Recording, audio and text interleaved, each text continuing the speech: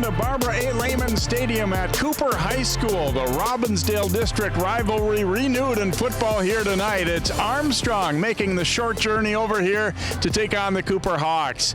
Hi, I'm Jay Wilcox along with Joe Basil. And Joe, first time since 2018 that these district rivals are meeting. They're both pretty good too. Armstrong's off to a 2-0 start. Cooper expecting this to be one of the better years they've had. They did suffer a loss last week, but they come in 1-1, and they are both jacked up to play each other. They really are. Great to be with you, Jay. And they really are. When I walked onto the field this evening, it really had the feel of a playoff game. And it's buzzing around here. And one thing sometimes that gets a little bit forgotten is both these teams are coached very well. Two really great head coaches in Willie Howard and Jack Nagan. And these teams are now in the same playoff section as well. So even though it's only week 3, I think you could make the case that this might be for the number 1 seed in the playoffs in their section, which could, would mean being at home again. So it has a little extra meaning because of that, I think, too. Yeah, it really does. Yeah, it really does. And I think Allie mentioned earlier that Armstrong has not beaten Cooper in the last 5 times. So there might be a little extra impetus there for Armstrong. Both teams seem to want to maybe throw it around a little bit. Jack Nagan said, we'll throw it around a couple times, which probably means they're going to throw it around maybe more than that. Yeah, really good receiving cores and really good quarterbacks for both of these teams. And speaking of that, our key players tonight, starting with Armstrong, one of those guys who's off to a very good start as a wide receiver. He's a good basketball player, too. Peyton Newbern will have an impact on tonight's game. Yeah, you had mentioned 7 catches or he's averaging about, 27 yards, 24 yards a catch, something like that. So it'll be interesting to see what Armstrong does to guard him.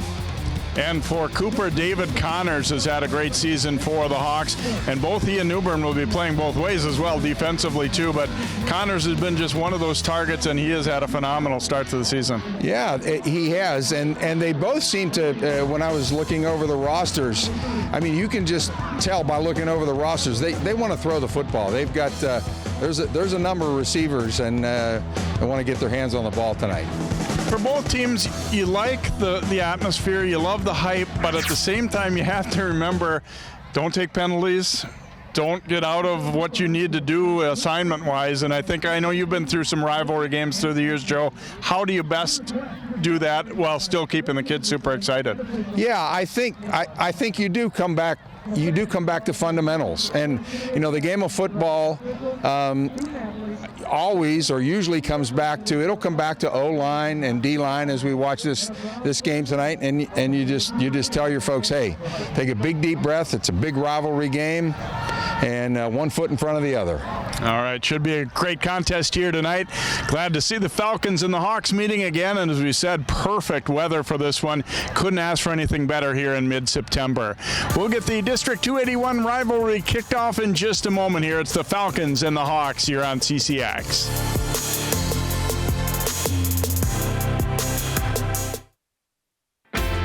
CCX Media, your source for great local programming, is now available on Roku and Apple TV. Our free app allows you to stream all 3 of our channels live. You also have access to a large on-demand library, including daily newscasts and full sporting events. To find the app, go to the store and search CCX and download our free app. Then sit back and enjoy all of your favorite local content. Now available on Roku and Apple TV.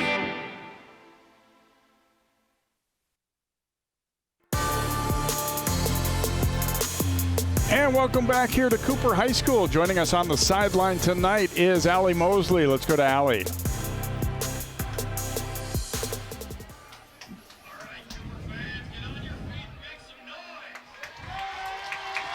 Or apparently not. Cade Berg will kick off here for Armstrong. And Cooper will get first possession of the night. I kind of figure this one to be potentially a high-scoring game, but we'll see. David Connors and Camden Royal waiting back deep here for the Hawks. Kind of like pick your poison here, huh, Jay? Going to go with a short kick, and it bounces around the 20, picked up by Connors. Got a return right set up and some blocking out front. Connors out over the 40, steps through a tackle down the sideline, cutting it back, and Connors is going to go the distance. What a start for Cooper. My goodness. 80-yard return for the Hawks. No flags out there, and Cooper wastes no time getting on the board. Well, we talked about Connors as a wide receiver and a DB, and what a part of the kicking game. What a return. They had that wall set up to the wall right, and my goodness. And at the end there, he broke a couple of tackles too, Jay.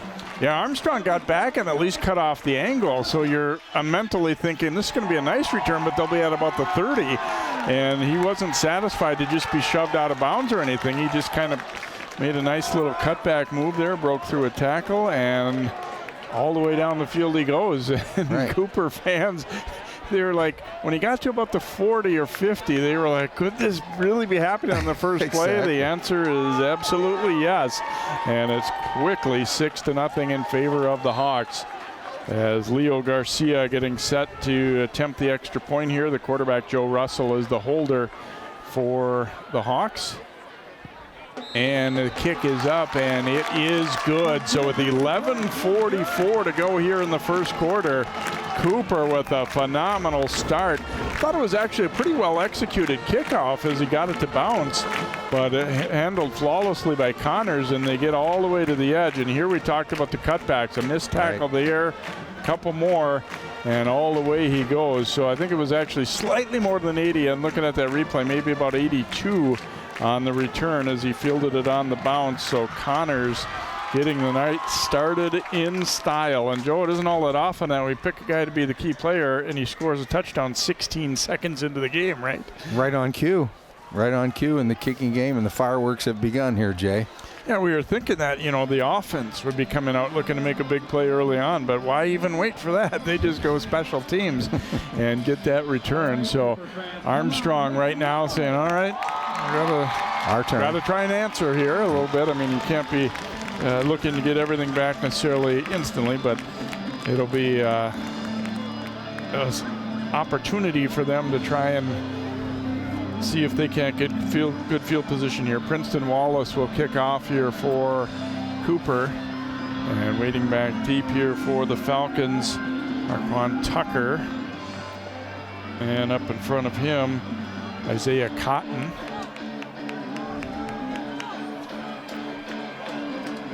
I think Jack was talking about Cotton as a really good DB for them. I remember that. Going to be Tucker fielding it on about the 13, and they look to set up a return right as well. And this one pretty well defended, and he'll be knocked out of bounds at about the 27.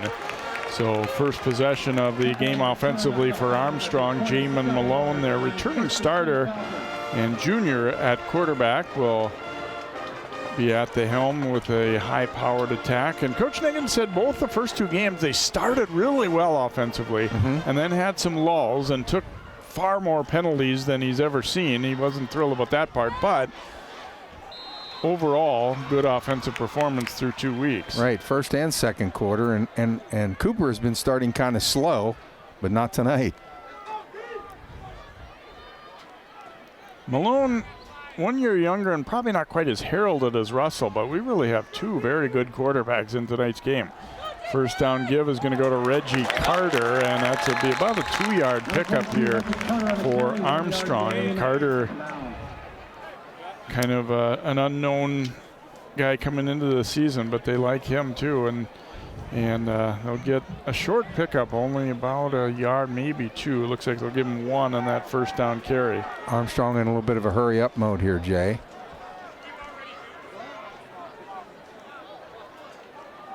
Sometimes they try to, of course, get the defense to jump on kind of a freeze call. Hand off to Carter on the counter, and almost broke through that tackle. Decent run there.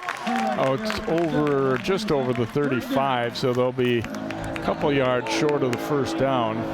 And Coach Nagan was in our pregame talk with Coach Nagan. He's very high on Carter, and yeah, he definitely has a little wiggle there, Jay. Third and a couple here for the Falcons. Oh, and the snap is over Malone's head. The race is on, and Cooper's going to get the recovery.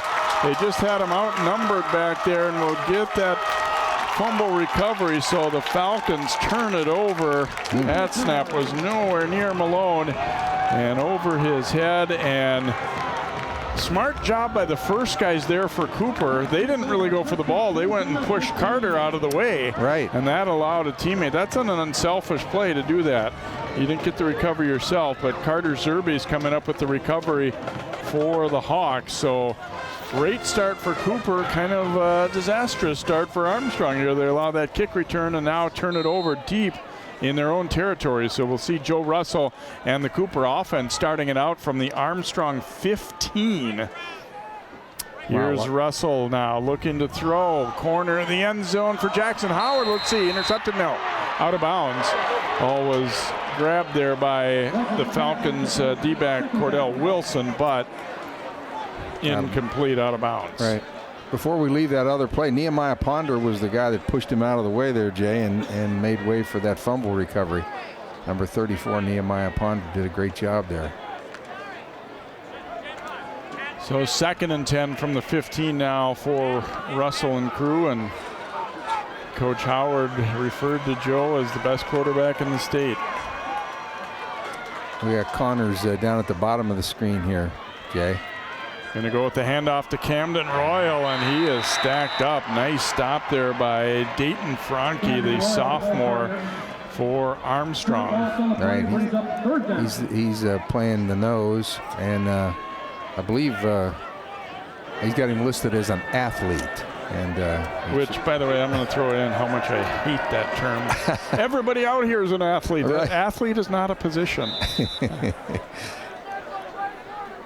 So it'll be 3rd down and 11 coming up here for Cooper. Armstrong trying to get a stop. I mean, if they could even like force a field goal kind of thing, it would be a win. Yeah, absolutely. And Cooper's going to use a timeout here. Timeout, Cooper. Yeah, and if you're Cooper, you really want to keep riding this wave, of course, and probably a real good timeout by Coach Howard here to get everybody collected. Let's head down to the field and we'll try Allie again here. Guys, we should be in for a treat tonight. Get ready to watch this ball get aired out as we've got both quarterbacks from both teams who can sling that ball. So let's start with Cooper's quarterback in Joe Russell. Coach Howard says he is the best quarterback in the state. So I asked him what makes him say that, and he said, just watch the kids film. He said Joe is just an absolute game changer who does an incredible job at protecting the ball. Through 2 games, Russell has over 500 passing yards, and coach says he hasn't even had his best game of the season yet. But on the other side of the field is Jamin Malone, and he's not only a slinger with over 400 passing yards through the air through 2 games, the kid can run. Over 100 rushing yards so far, makes him a total dual threat quarterback. Coach Nagin said he's a top 2 QB in his entire coaching career, and the kid is just an absolute fighter. So get ready to keep that camera focused up in the air, guys. The ball will be flying, and both coaches acknowledged they've both got some tricks up their sleeves as well. Here we go, 3rd and 11, and a bad snap here too. Russell picks it up, but his throw out to Dante Williams is incomplete. So that wasn't nearly as bad of a snap as Armstrong had, but it wasn't good. And Russell had to pick it up off the turf and then rush that pass a little bit toward Dante Williams. And it looks like they're in a spot where they're going to go for it on 4th. He got his left hand on it, but that's all. Joe Russell, too, you can kind of see on that left, he hurt his shoulder in the game last week on his non-throwing shoulder. So he's got a little wrap around that upper left arm and shoulder. So not ideal for him to have had to reach for that ball with that left arm either. No, not at all. And of course, offensive football is all about rhythm and timing, and that threw it completely off. So they're going to go for it here on 4th and 11 from the Armstrong 16. Russell stepping up, has some room. He's going to take off. Can he get there, though, for the first down? No. Russell is going to be swarmed short of the 10. And they get a little tangled up here. And so Russell, for a moment, a decent run. Yeah, I thought for a moment, but the problem is they don't have that much field to defend. So the guys in the secondary were able to come back up. There was a flag, but it looks like it's going to be picked up. I suspect that might have been a lineman downfield, and then once he ran the ball, that became, I mean, that would be just a guess, but. Right. If he could have stayed maybe a bit more north-south, but once he starts going east-west, then, you know, Robbinsdale, Armstrong's going to catch him. And that's a pretty nice win for the Armstrong defense, Jay. Boy, I guess after giving the ball up at their 15, Cooper actually lost a yard on the previous couple plays and then gets 4 on that. So Armstrong gets the ball back at their 12. They got to give their D a little credit there for coming up big when put in a bad spot. They really do. And I think with Armstrong now, they just need to, you know, settle down and start picking up a couple first downs. Malone looking to air it out deep downfield for Caden College. Oh, and he dropped it. Looked like it was going to be a huge gainer. A very well-thrown ball by Malone, and College just could not bring it in. He couldn't. He had it, and then and then he didn't. Yeah, wow, that was. I like the call, though. I like the call, Jay. Stretch the defense, even though you're in your high red zone. Boy, and he had him beat too. Oh, couldn't have asked for a better throw. It just there you start to talk about the nerves in this kind of big game. Did that maybe impact that? Give us to Carter here. He is rocked by big Jackson Howard. Jackson Howard, as we talked about, being referred to by some as the highest recruited Minnesota high school football player of all time. So that says an awful lot. And he's very good as a defensive end. He's very good at a lot of different positions. Rolling out here is Malone throwing, and he's got the completion. And that'll be enough for the first down as he hooks up with Tucker. It was a nice job by Malone on the boot, and it was almost really a naked boot coming out here, and he rifled it in there, Jay, and moved the sticks.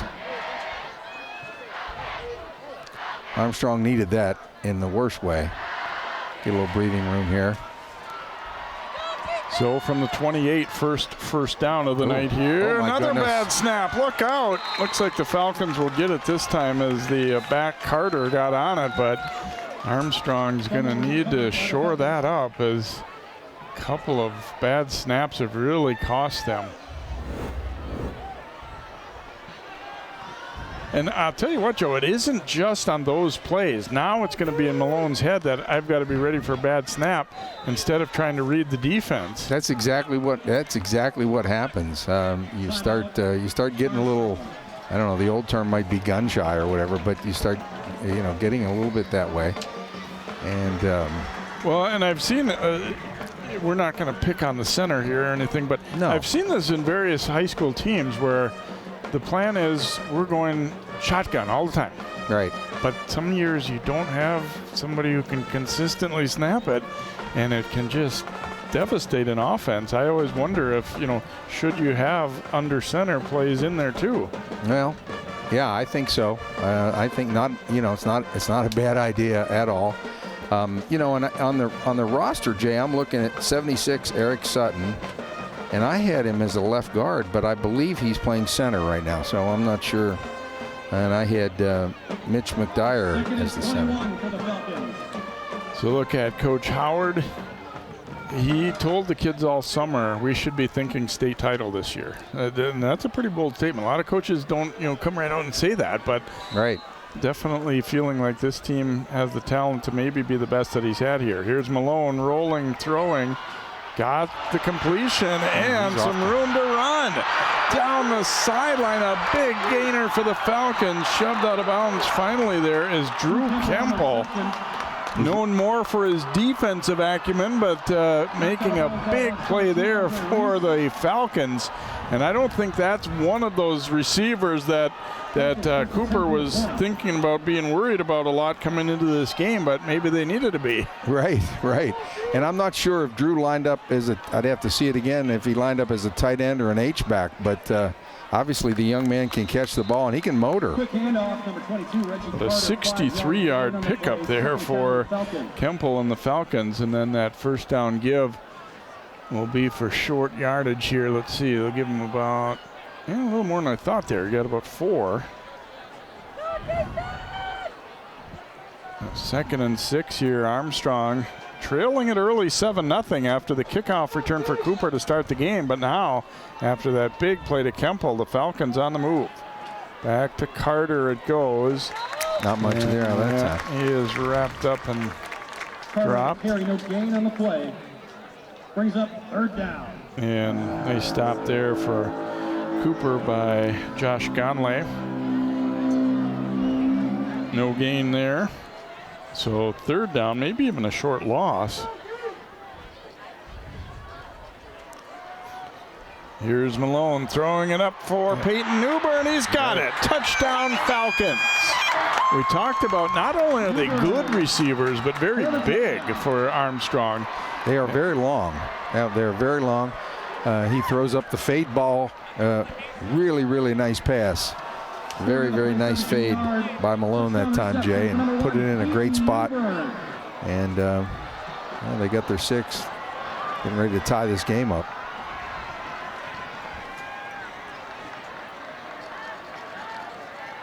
And that's really big for Armstrong to answer like that, especially after being back on their heels a little bit on that kickoff and then the bad snap. Berg on to attempt the extra point, and it is good. So with 6:56 to play here in the first quarter, Armstrong battles back to tie it up as they are able to complete that drive of, 88 yards. They were just a 3-by-1, and they come back to their ex-receiver, kind of on the weak side over here. But just in a great spot, Jay. 2 things are going to happen. Either the receiver's going to catch it, which he did, and because the defensive back has no shot at it there. So Newbern's had a great start to the season and goes and gets that one. And you said put the ball in a perfect spot. That's exactly how that's to be thrown.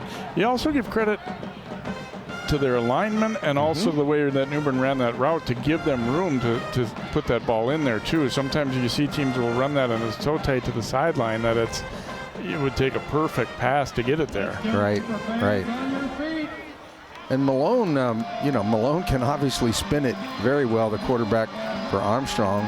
Remember, he had it on that go route where the young man dropped it, and he's pretty accurate tonight so far. Well, Connors took the opening kickoff back all the way. We'll see if Armstrong does anything different, even though I said at the time I thought it was a nicely executed kickoff by Berg the first time around. This time he's going to boot it deeper. This will be Royal taking it on the 8. Royal cutting it up the middle, and he'll be brought down just shy of the 30-yard line. So Cooper will get its 2nd offensive possession.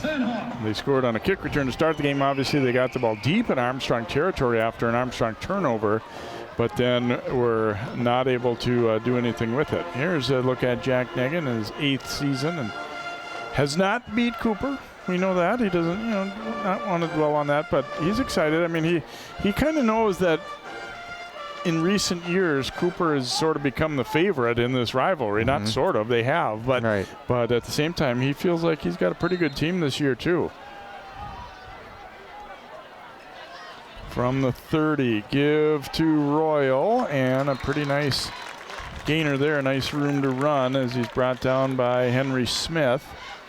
Yeah, offenses will take 5. I actually got maybe 6 yards on that, Jay.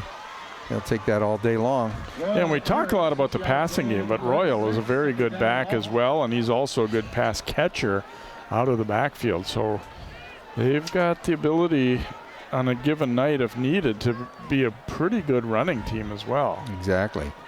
Here's Royal taking the handoff here, forced to the outside. And pushed out of bounds. Good job to let up there by Cordell Wilson. The temptation there would have been to give him that extra shove, which probably would have drawn a flag. But good decision. Yeah, really good decision. And they move the chains, which is what you want to do, of course. Yeah, I mean, the big plays, you love them. You'll take them anytime you can get them, but the consistency of moving the chains is something that you definitely want your team to be able to do as well. Oh, exactly. Certain times of the game, you want to keep the clock going. Here's Russell throwing it out to Connors, and Nice job to stay with him on that tackle. Cotton fought through that stiff arm and brought him down. And it's still a nice gainer for Cooper, but it could have been more if Connors broke through that tackle. Well, exactly. And I think anytime you hold Connors to a 4-yard gain, that's probably a win based on what we were talking about pregame, right, when he's averaging somewhere in the 20s per catch. And Coach Niggin did mention Cotton as a very good tackler, and we saw it right there. It wasn't easy. Connor's a pretty good-sized receiver, and tried to give him that patented stiff arm, but he got through it. He did. So 2nd down and 6 coming up here for Cooper. We'll pass the halfway point of the first quarter. We're tied up at 7. Russell giving it to Royal, fighting through. Yeah, hard run. Yeah. Real hard Theo run. Fourier was hanging on, and he was trying to pull away from him, and he just stayed with him and eventually got him to the ground, but not until he picked up about 3. Royal, obviously kind of known as a slasher and a speed back, but showed some strength there as well. One thing that Armstrong's doing, this is a little different. They've been running this 3-by-3 stack defense, which sometimes can give O-lines a little trouble, Jay, in blocking.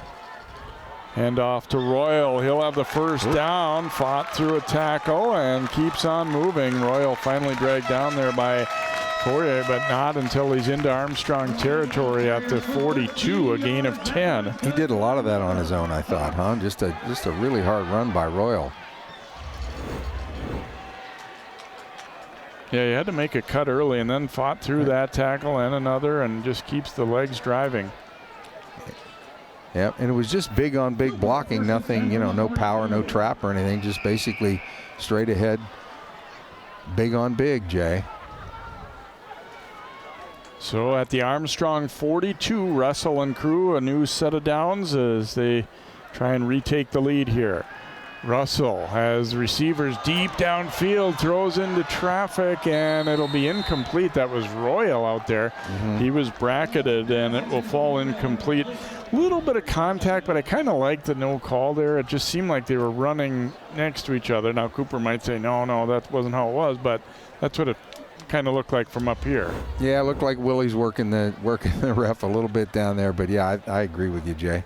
I don't really think that was a good no call.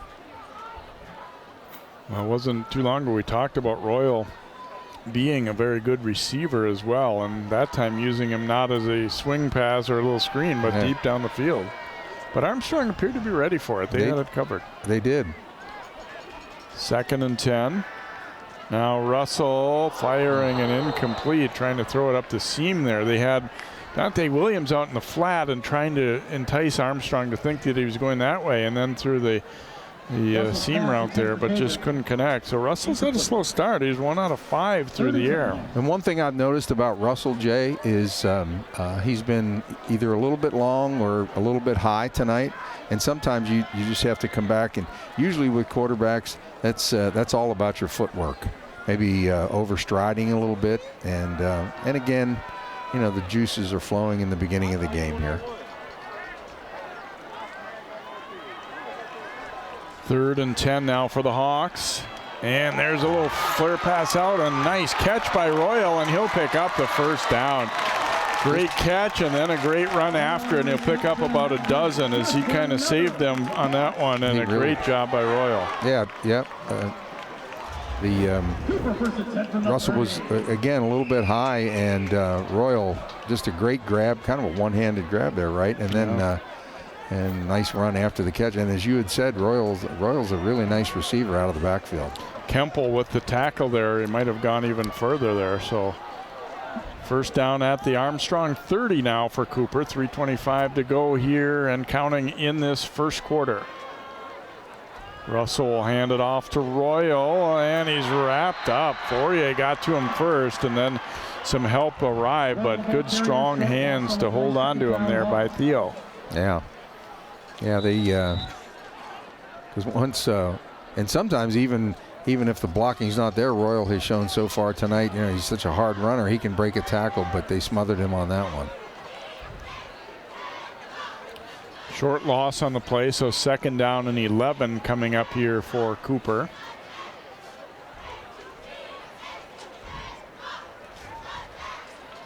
Armstrong's D got that one nice stop after the Hawks had gotten the ball at Armstrong's 15 after a turnover, and then trying to come up with another stop here after Cooper's had a good march. Yeah, Cooper's got a nice drive going. 2nd and 11, still very manageable. And this looks like that's Jackson Howard out here in the slot here, Jay. Empty backfield, and we're gonna have a flag down. Flag on the field. So it'll be I don't know if offside call here, looks like. Yeah. Armstrong's first penalty. I think they got in the neutral zone there, Jay. It looked like it was almost maybe going to be a corner blitz or maybe the D end on that other side. I think he got in the neutral zone there. And I think the coach just, if I read his lips, it's watch the ball. Back to basics. As we said, penalties have been kind of an issue for both teams in the first couple weeks, and that's the first one accepted penalty here tonight, though. 2nd and 6 now for Cooper. Russell handing it off to Royal. Oh, and just tripped up. McClone finished him after Kemple got his ankle, and he'll be just shy of the first down, it appears. And it's a good thing he got his ankle because Jackson Howard and company had kind of paved the way on that edge over there, Jay.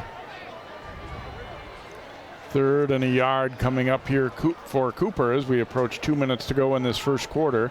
7-7 our score. If you're just joining us, Cooper's David Connors returned the opening kickoff for a touchdown.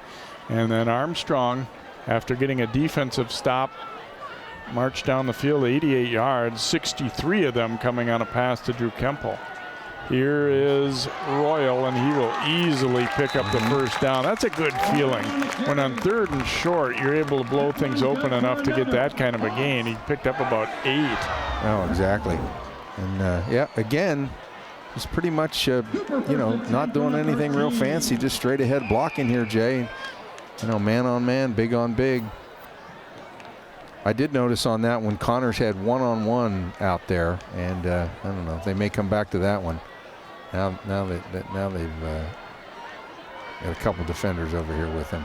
From the 13, Kemple getting in and drops Royal for a loss. That's a great play. So Kemple making his presence felt on both sides of the ball here. I said he's kind of primarily known as a defensive player and had that big catch and run, and this time coming up with a nice stop defensively. Yeah, Kemple saw the hole and came in and stopped a really good back with a kind of a shoestring tackle there before he could get rolling. When I was thinking on that play, even if he had just made Royal turn the ball outside, he would have done a pretty good job, but then he actually follows through and finishes to tackle him too. Makes the tackle. 3 receivers to here's Russell throwing to the end zone for Connors, and it's batted away. Nice job to stay with it there by Cordell Wilson for Armstrong. Actually a pretty well thrown ball, especially if the D-back doesn't get his head turned, but he did. Right. And he did a nice job of playing through Connors' hands, I thought there. Yeah, they had 3 receivers the other way and then come back to Connors, but yeah, that's a nice job defensively. That really is. Yeah, that really is. That's what you want to see out of your corner or your safety. And as you said earlier too, it gets forgotten a little bit, but good pass protection there by Cooper. He had plenty of time to throw it. Interesting that they had 3 receivers to the inside, to the near side of the field. Now they're to the wide side. 3rd and 15. Russell stepping up, still looking downfield. Now throws, and it's complete. Going to be just short of the end zone as he hits Keith Perro. And that will be first down and goal to go here for the Hawks. Good patience there by Russell. Yep. Excellent patience and also keeping his eyes downfield here, Jay. And, picking up Piero there and wow. Great job, and they're on the doorstep. That's going to bring us to the end of this first quarter, so we're going to switch ends before they try and punch it in here. After 1 quarter, it's been a good one. Armstrong 7, Cooper 7. We'll be back with quarter 2 here on CCX.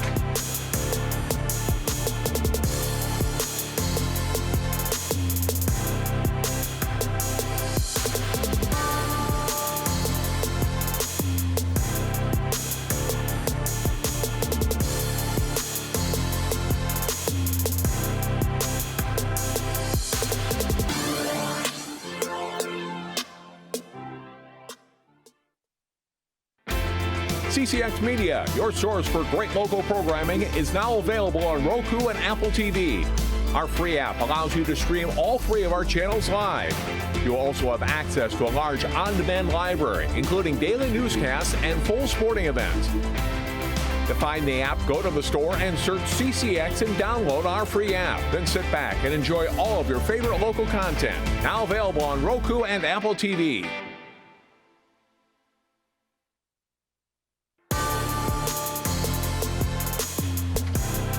And here we go to quarter number 2 at Cooper High School. Tied up 7 apiece. Armstrong and Cooper renewing their football rivalry, but Cooper is on the doorstep. First down, goal to go from the 1-yard line after that big third down completion there to Keith Piero. And we got maybe a Wildcat with Jackson. Yes, yeah. Jackson Howard in there at the quarterback spot. A very big quarterback, and he is going to push forward. Let's see, did he get there? Yes, he did. Touchdown, Howard, and Cooper goes back in front. He did that with ease, Jay. At least it looked that way from here. Just kind of found the little crease there and just kind of leaned in, and there you go. So Cooper scored on the first play of the game, and now they score on the first play of the second quarter as well. They retake the lead. Pending the extra point here, Garcia set to try and boot it through here for the Hawks. So they finish a nice drive there. Sure did.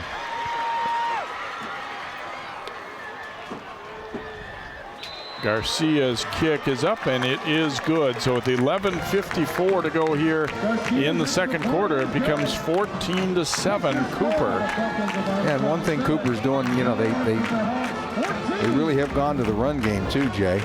And they're just kind of hammering Armstrong right now with Royal in the run game. Of course, the big pass there that you know, Russell found his receiver at the 1.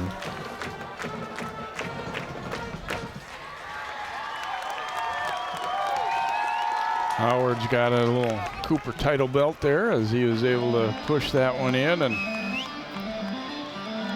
now he's playing it like a guitar. Like it.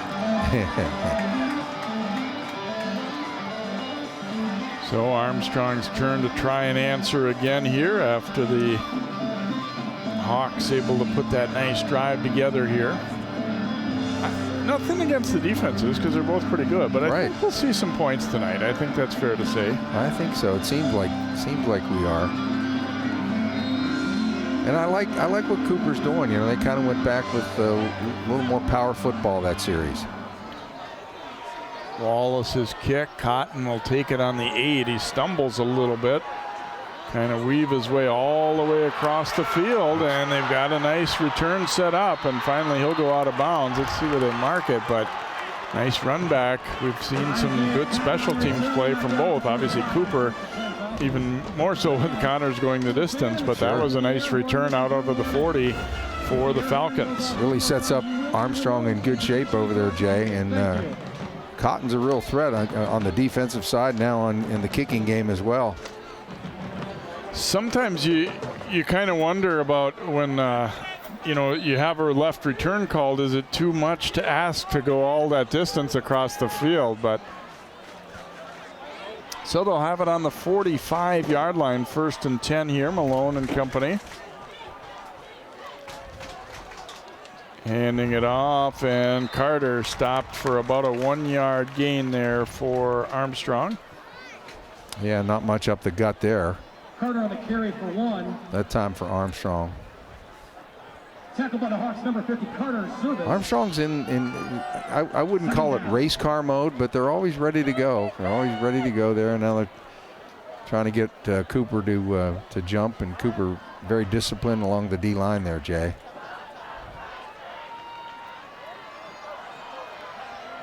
Malone looking left, juggled and incomplete.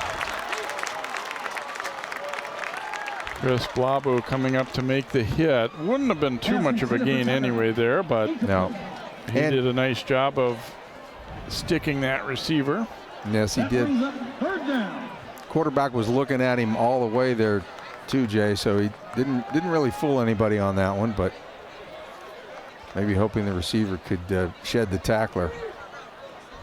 3rd down and 9 for Malone and company. Single receiver on the top side, 3 receivers right. He's going to go with the little flare out to Carter. I was going to say this might be not a pass. I guess it was a forward pass, and it's incomplete. So that one did not work out well at all for Armstrong. Let's go down to Allie. Yeah, guys, you know, earlier I mentioned that Coach Nagin said that Jamin Malone is a fighter, and man, is he ever. This summer, Jamin lost his father to COVID-19. You can just imagine he's been really going through the hardest, most difficult time of his entire life. But Coach says, you know, he's got so much heart. He's such a tough kid, and he's just an absolute fighter.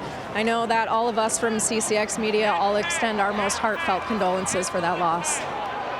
Tucker on with the kick, and yeah, tough thing. They've got a big family and a good family. In fact, Little League baseball field in Robbinsdale was renamed for his father too, because he contributed so much time and energy coaching a lot of the kids coming up, and just when you hate to see. Tucker got a nice roll on that one, Jay.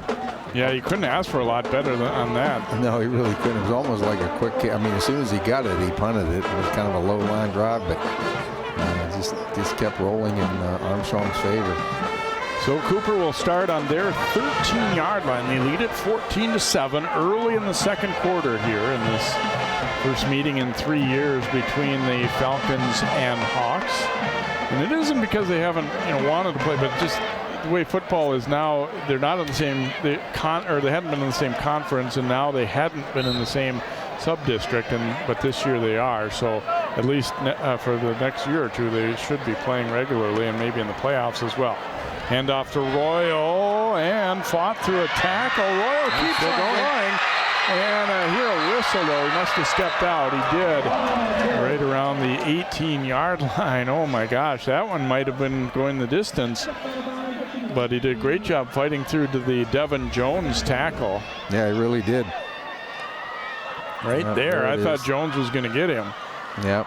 And there was kind of an indication for the rest of the Armstrong guys, don't give up if you think your guy has him wrapped up. There were a couple guys who looked like they stopped. Right. And they should learn from Kemple, too. Remember when Kemple had a nice tackle on Royal before, and yeah, they never quit.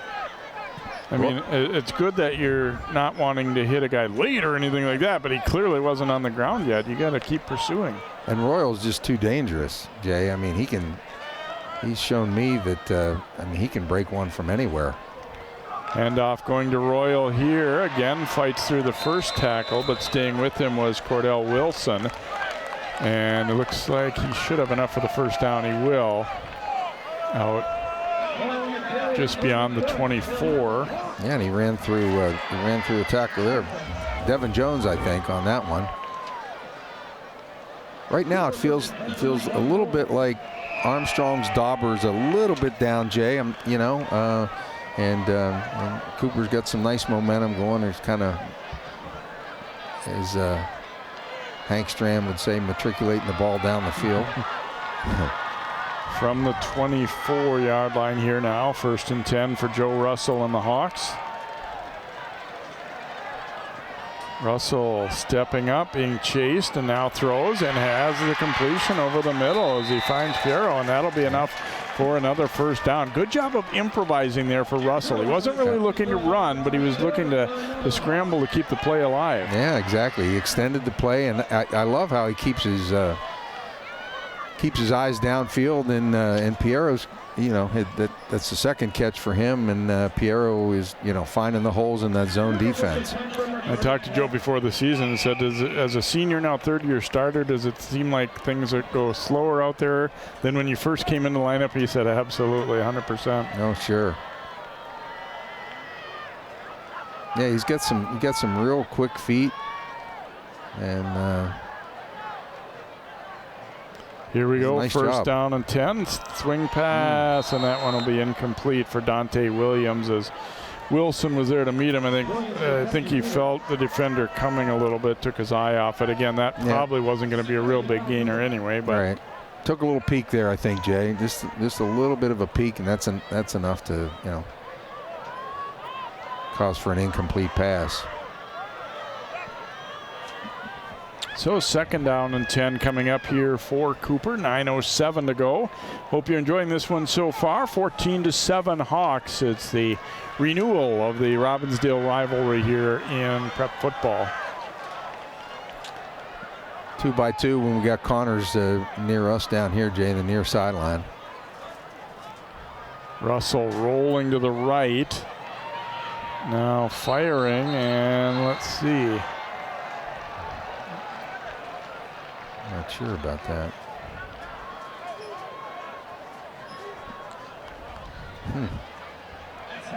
Pass, apparently he was out of bounds on the catch. I guess so. As Kayvon Cager was the intended target there. Certainly caught the ball, it appeared, but he must have been out as he caught it here. A little sprint out. I don't know. I'm not sure what I'm missing there. It sure looked like he was in, but it did. And he had both feet in, I think. Okay. I don't. Seeing it the first time, I was confused, and I'm just as confused after seeing the replay. Here's Russell under some pressure, and down he goes. Is that maybe the first time tonight that they sacked him, Jay? Yeah, Floria will get the sack. He almost got away, but he got enough of him that the momentum kind of knocked him down. Yeah. I was noticing how the makeup of Cooper's line and both guards are pretty good-sized human beings, and I think they've got that in there to to take care of the A gaps and to give Russell some time in terms of pass protection. Dante Williams on to punt here. Cotton waiting back deep for the Falcons. Again, really no wind to speak of tonight, so that part of it shouldn't impact the kicking game at all. Ooh, it's a nice punt. Should be. Cotton will field it on one hop at the 29, and he is wrapped up. Nice job there on the coverage to get down there by Deshaun Amos. Very nice job. Who's a freshman, by the way, Jay. And wow, great job by Deshaun to get down there. And as we saw earlier, Cotton is he's a nice little. Once he gets the ball, he can do some things with it as well as Royal can. So Armstrong football on their 33.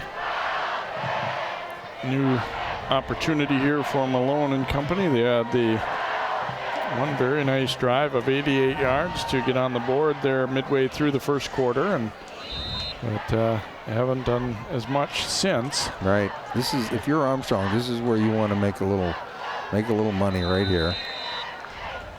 Jackson Howard on the stop there on the handoff.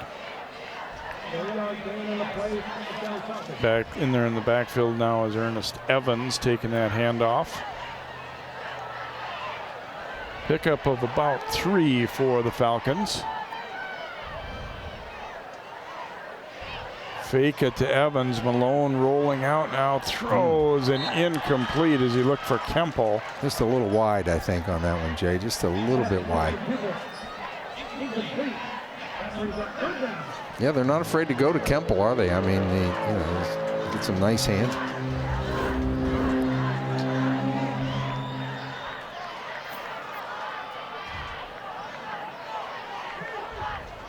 So it'll be 3rd and 7 now for Armstrong.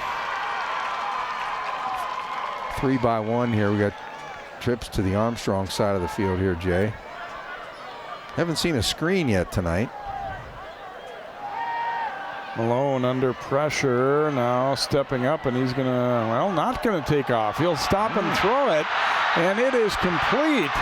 Here's Eustace McGowan trying to get to the end zone. He'll be brought down inside the 15 at about the 13. And apparently no lineman downfield or anything. This play will count. Or Malone going past the line of scrimmage. Yeah, great presence there, Jay.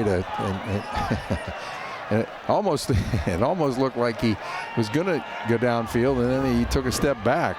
Great presence, keeping the eyes downfield like we talked about. Yeah, I was all set to call this a run. It looked like he was ready to go, and I think the defense maybe thought the same. So McGowan will pick up 50 on the play, but then the next play to Evans is stuffed for a loss. Boy, it really was. Both quarterbacks doing a good job of keeping their eyes downfield. Textbook quarterbacking, really. No matter what the circumstance, keep those eyes downfield. So 2nd and 12 now for Armstrong after Evans lost 2 on that run up the middle. Cooper has both A gaps covered here, Jay. And then the D ends are out wide. Looking toward Newbern, and does he get his foot down? Let's see. Yes, it's a touchdown. I was wondering if they might look that way. He's got such a size advantage and one-on-one coverage, and they throw it up for Peyton Newbern, and he gets his 2nd touchdown of the night. And Armstrong an extra point away from tying this one up. Those two. I'm gonna go out on a limb and say they kind of work on that fade in practice a little bit, huh? Yeah, Malone does a really good job again, as he did earlier, putting the ball just in a great spot. Tough to defend. Bergon to attempt the extra point here for the Falcons, and his kick is up, and it is good. So with 6:32 to go here in the 2nd, Armstrong ties it up at 14 apiece. Malone, I think he knew right away where he was going to go with that ball. Oh, yeah. And Newbern does a nice job. It's a kind of a big ask out there for Denari Connors to try and stay with him. And I think Cooper was trying to sell, that maybe there was a bit of a push off there, but they don't end up getting that call. Right. Well, and as you said earlier too, Jay, the Armstrong receivers, they're long. They're very, very long and very talented. And as we said again, back to the pregame, both sides have some really great receivers, which still got the potential here with 6.5 to go, and it's 14-14. Yeah, there's going to be some points scored tonight.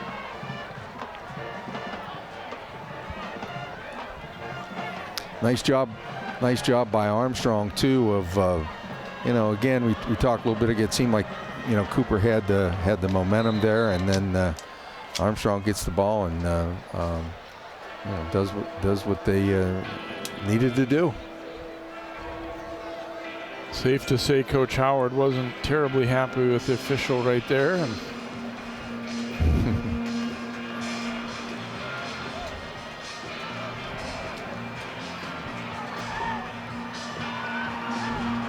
Royal and Connors back deep to receive here for the Hawks. And again, Connors returning the opening kickoff, 82 yards for a score.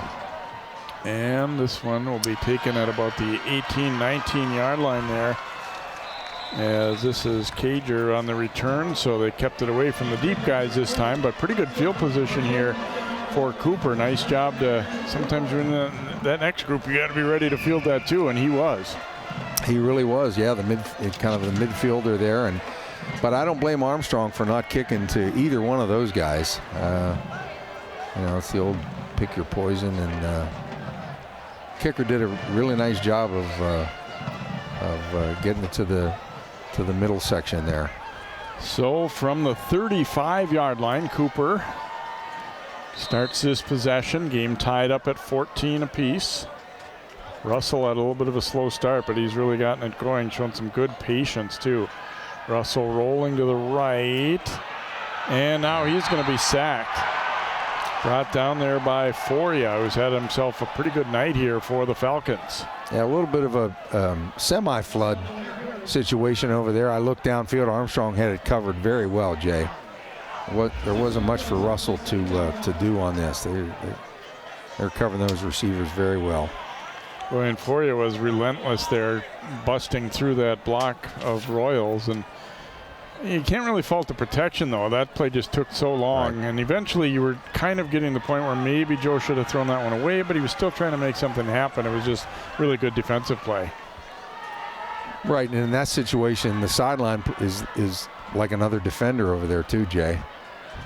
Russell stepping up now, firing, and it's complete to Royal. He'll be knocked out of bounds at about the 39-yard line, so give them 10 or so. They get most of the yardage from that sack back, and it will bring up a third down and manageable. And good job by Russell. The play, they had a receiver deep, but it was pretty well covered, and he stepped up and I don't think people realize how much arm strength it takes to make that throw to the sideline like that. I was just going to say that, Jay. You don't realize that is that's a long throw right there, and Russell showed some really good arm strength there.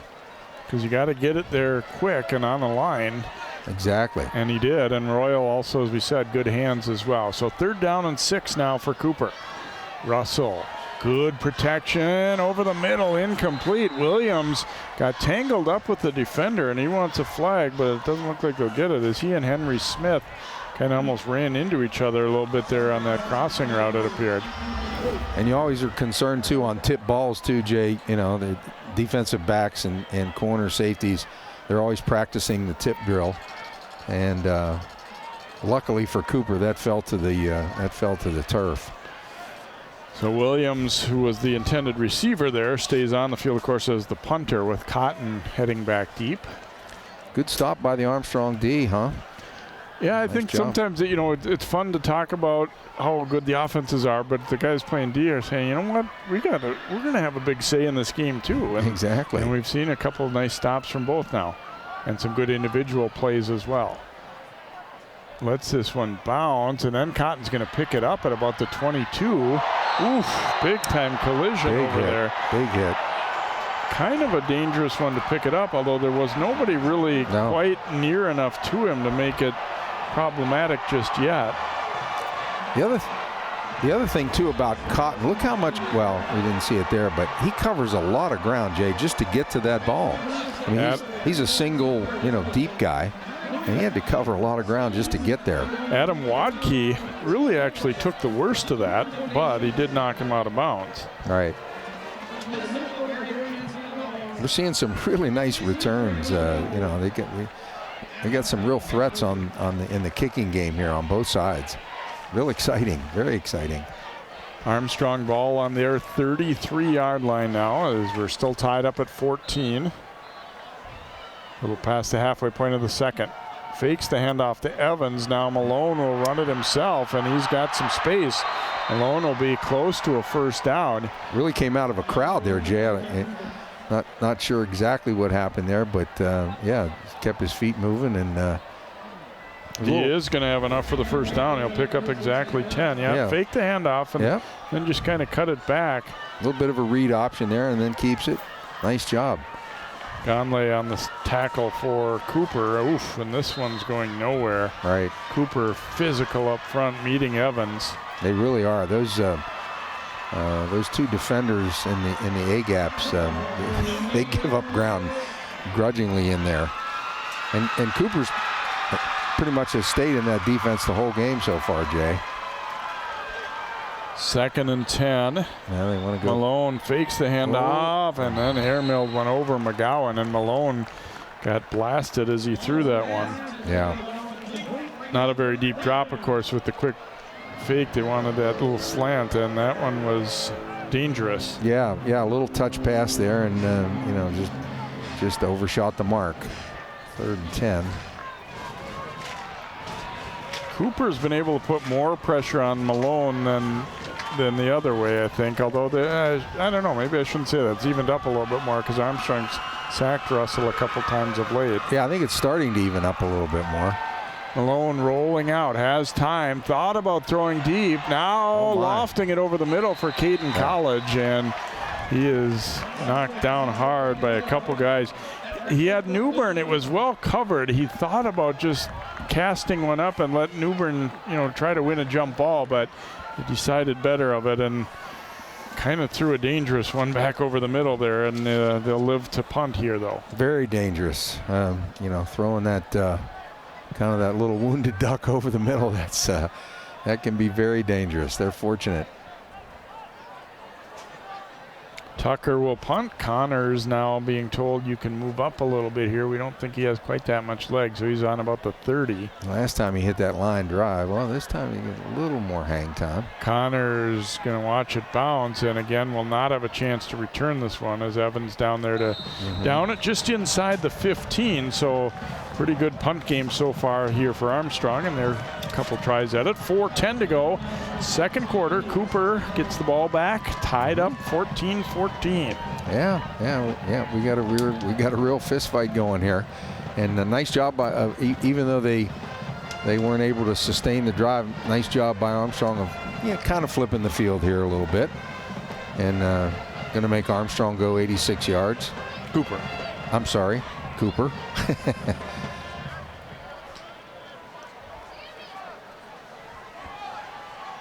There's all kind of stats about if you have to go 80, 85, 90. And it usually doesn't favor the offense, but we'll see what Cooper does here.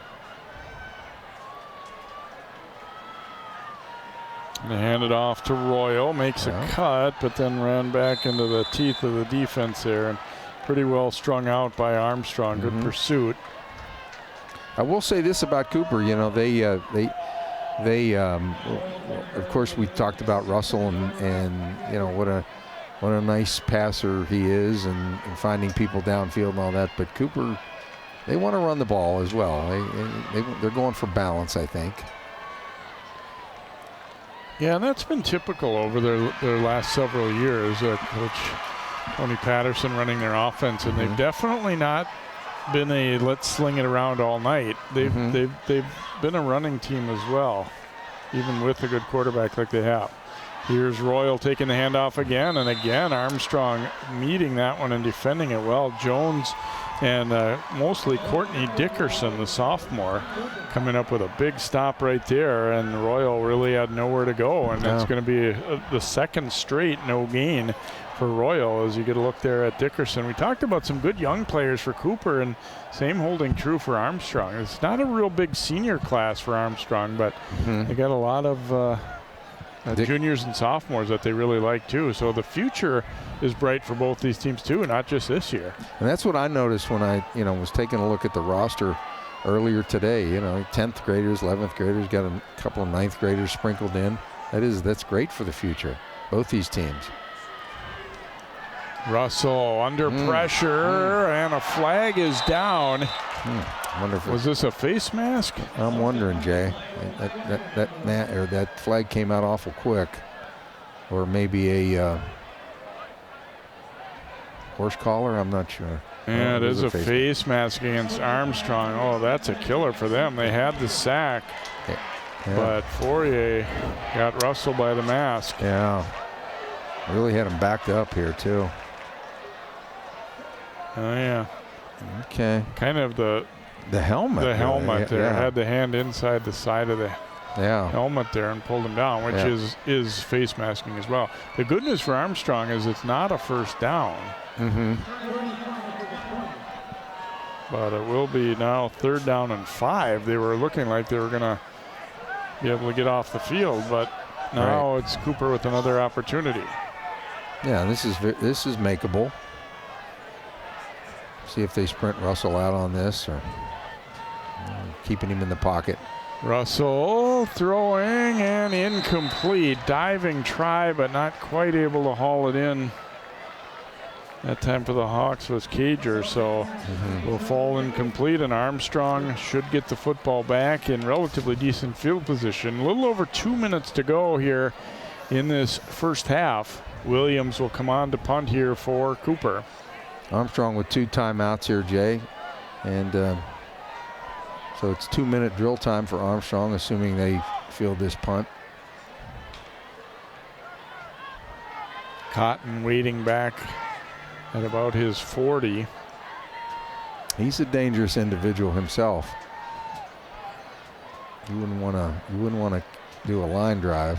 Pretty good hang time here, Jay. High kick, and again, that ball nearly hit a Falcon. Cotton and/or their special teams coaches, I don't think doing a very good job of judging how far Williams is going to kick the ball. He hasn't been able to field these on the fly, and I mean, obviously that's what you're hoping for there. Right, exactly. He was fortunate to catch up with that one that kind of went wide right over there, and it was only his speed that enabled him to catch up with it and do something with it. But you're right. Yeah, they're not doing a real good job of spotting Cotton back there. Of course, that's why some teams you'll see, it's not as common as it used to be, I don't think, but having 2 punt returners back there so they're not having to range so far. Right, exactly. So 2 timeouts for Armstrong here. We'll see.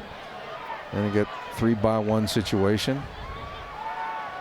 Malone under pressure, firing it up deep downfield for Newbern, and incomplete. Pretty well covered there by Andre Reese. And the heat was definitely on Malone. He didn't get too bad a ball out of there considering, but Newbern was running a little bit outside, and that ball right on the hash marks. Right, and especially thrown off his back foot like he did. He got quite a bit on it. And, of course, he's going to one of his favorite guys out there. Well, now we're going empty here, Jay. Let's see where they're going with it here. 2nd down and 10. Oh, nearly snapped it over his head, and it's going to be quarterback run all the way. Malone gets a block, and he'll have the first down out over the 45. Picks up about 15. Nice little block. I mean, he paid for it, but Newbern, nice little stock block there to get him an extra, I don't know, 5-6 yards. I think that was planned all the way, too, for that to be a run. Yep, that was quarterback draw all the way with empty. And thrown, and it's completed over the middle to Tucker, and he will be close to but short of a first down. He'll pick up about 9. If I'm not mistaken, too, that's maybe Tucker's second catch kind of in that same neighborhood, Jay. He kind of finds that hole in the zone in the middle of the Cooper zone. From the 45, they hand off to Evans, and he is stacked up. The run game is not faring well for Armstrong. I think they're going to use a timeout here. Right. As instead of a 3rd and 1, it's going to be about a 3rd and 3 now. Oh, wait a minute. They did not stop the clock, or did they? The head referee was waving it to go, and I think one of his partners realized that there had been a timeout called there, so it's possible they'll put a little time back on. And we got a timeout. Is that a timeout by Armstrong? Yeah. Too? Okay. Yeah, they have not fared well, as you said. In either A gap, right up the gut, if you will, and to me, they're playing right into. Oh yeah, look at that. They're playing right into Cooper's strength right in there with that double A gap defense that they have. So. Yeah, they've not been able to get any movement. Nothing. They're not turning them. They're not pushing them back. Right. So physical game, Jackson Howard. He's got to probably hope that the officials don't spot that. You have to go out with that blood dripping down his arm. 3rd and 3 here for Armstrong. That's a pretty key play right here, because if they're going to, have a chance to keep this drive going, obviously they got to convert here. But Cooper probably thinking, gosh, if we could make a big play, then all of a sudden it could be us going with a chance to try and score late. The other way, yeah, that's right. Yeah, because Cooper does have 2 timeouts. This might be, I'm going to say this might be the fact that they stopped and then started the clock. They might be trying to adjust the clock, although I don't see them coming over to discuss it. With normally what they do is relay it through coaches. And kind of look at the press box, right, and tell them to. Yeah. I'm not really seeing that right now. Right. Willie Howard's looking up this way. Yeah, they put 2 seconds back on is what they did. Yeah, this is a critical play call here by Armstrong. First things first, you got to protect Malone at least enough to have him do something with the ball here. And Malone under pressure, throwing it up deep for Newbern, and he lays out but can't get it. We do have a flag, though, on the play. It's like they're going to get a PI here, Jay. Boy, he just went out in the full prone position, didn't he? Wasn't a lot of time for Malone either. Again.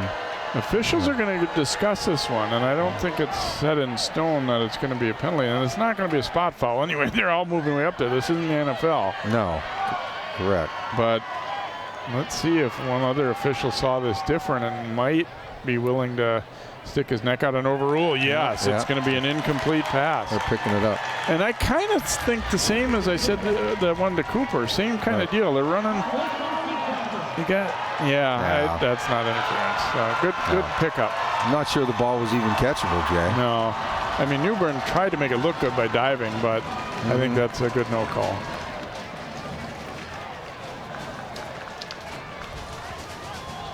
Now they are going to go for it here. 4th and 3 just in Cooper territory. Or at least make them think they're going to go for it. Right, seemingly. We'll see. Quick kick, maybe. He might Jay. be punting here, I think. Yes, Malone's dropping back, and he's going to kick it. Oh, and they run into him. Oh, 9. And Malone is wondering why there isn't a flag, and the official, I think, telling him. Nice heads-up play by Amos. Pick that ball up, advance it a little bit. Yeah, Coach Nagin did tell us that in certain situations Malone would be our punter. And right. Yeah, and even mentioned quick kick a little bit. Malone was not very deep either, Jay. No. See, and I'm wondering why that isn't. Is there something to do with him not being if they get deeper that he's appeared to be run into there? I thought. But if it's a tip ball, then there's no roughing. Incomplete. Yeah, and that could have been a possibility. Russell throwing incomplete on 1st down. So that stops the clock. And Cooper was still 2 timeouts. Cooper has not, if I'm not mistaken, Cooper has not thrown the ball a lot vertically, have they? I mean, not a lot of vertical routes where we're talking go routes down the field. Been more, more sprint out, maybe a little boot action. Nope. Gonna hand it off to Royal here, and he squeezes through the first tackle or 2 and kept himself going, but he spun down after about a 3-yard pickup. I don't know if it's going to be a hold, Jay. That came in awfully quick back there. Oh, personal foul. Oh, a face mask against the offense. Okay. Royal is slippery, though, isn't he? I mean, he does a real good job of evading tacklers, and quick. He's so quick. So it's actually the first accepted penalty against Cooper here, which has to be to their coaches. Both teams have played it pretty clean in that regard tonight. They're really, that's not a lot of laundry on the field tonight. But boy, this changes the complexion now. I think now you're probably looking at being a little more conservative than you would have been here. Handoff goes to Royal, but he's got capability of popping one here, and he'll pick up about 15 on that play, but there's still only 20 seconds to go, and I think they're probably going to be content to head into half here. Yeah, they're not stopping it, Jay. But again, Royal, he can be one little slip away. And so we are indeed going to tick down to 0-0 on the clock, as Cooper not going to risk it here late. So we expected a pretty good game coming into halftime, and we have certainly got it. These teams even up at 14-14. Yeah, we really have. It's been a kind of a nice little prize fight against these longtime rivals, and doing a good job.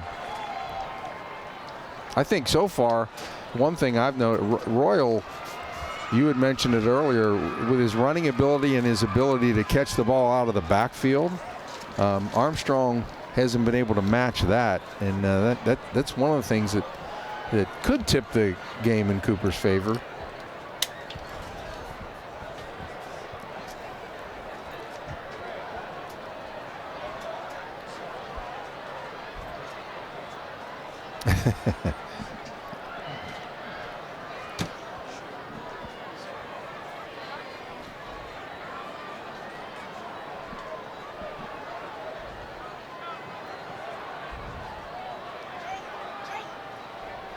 So a 14-14 game. Let's go down to Allie. Coach, before the game, you said to be successful tonight, you needed to play clean, have big plays, and that you guys needed to not slow this game down. What did you see through the first?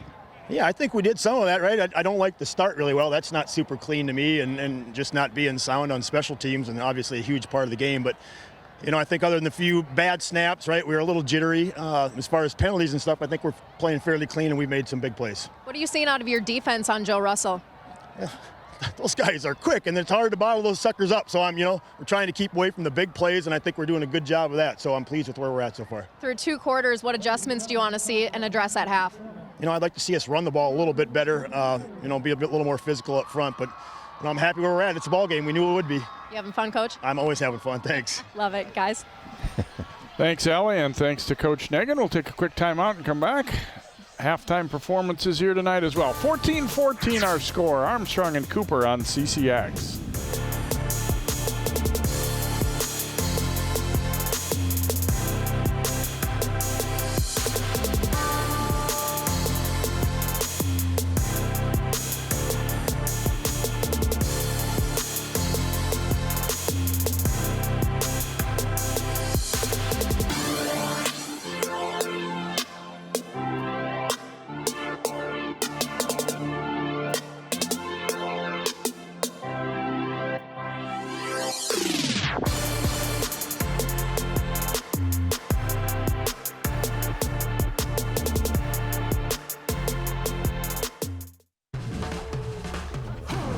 When you adopt a shelter pet, you discover their unique mix of all kinds of traits. Where'd Wiley go? Where's Wiley? Ah, there she is. Paw? Do you remember being an ancient wolf? Do you ever feel the call of the wild? You're a renegade cop, and I'm a con woman with nothing to prove. But together, we could really solve this murder. They're a little bit of a lot of things, but all of them are pure love.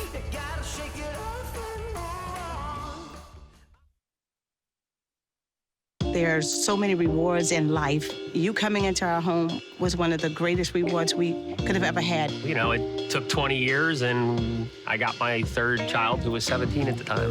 It's so cool to watch the adult that you've become, and you really have done as much for us as you think we've done for you.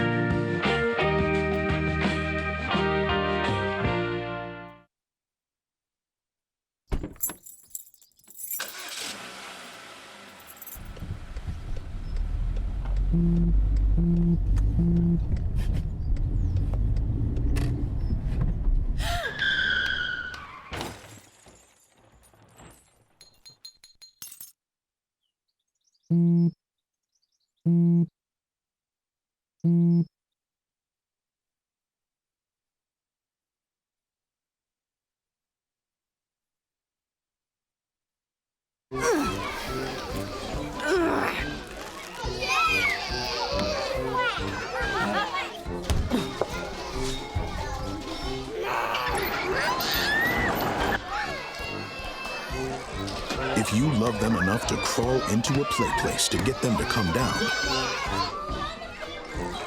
then surely you'll check nhtsa.gov/the right seat to make sure they're in the right car seat.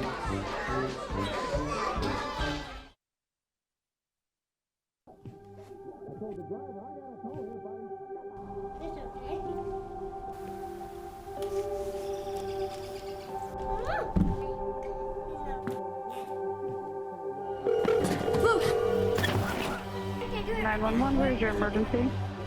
Everyone's on their way. What happened? Your friend's not breathing. She's dead? Yes, please get my mom and dad. Oh my God. Today I'm going to talk to you about physics. Come on in, girls. Let's go. This is the first rocket to get humans to Mars. Really tall. I'm a rocket structural engineer, designing and building parts of the rocket. You are the generation that will be stepping foot on Mars. Do I have a group of astronauts on my hands? Yes. You can become a rocket scientist or whatever else you want to be.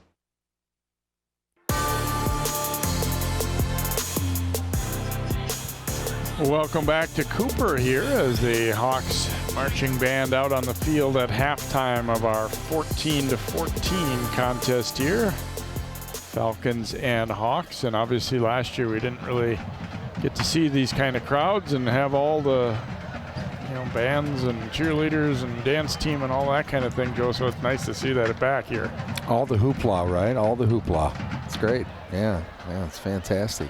As I said earlier, there was a buzz about this place even, around 6 o'clock. They were buzzing early here.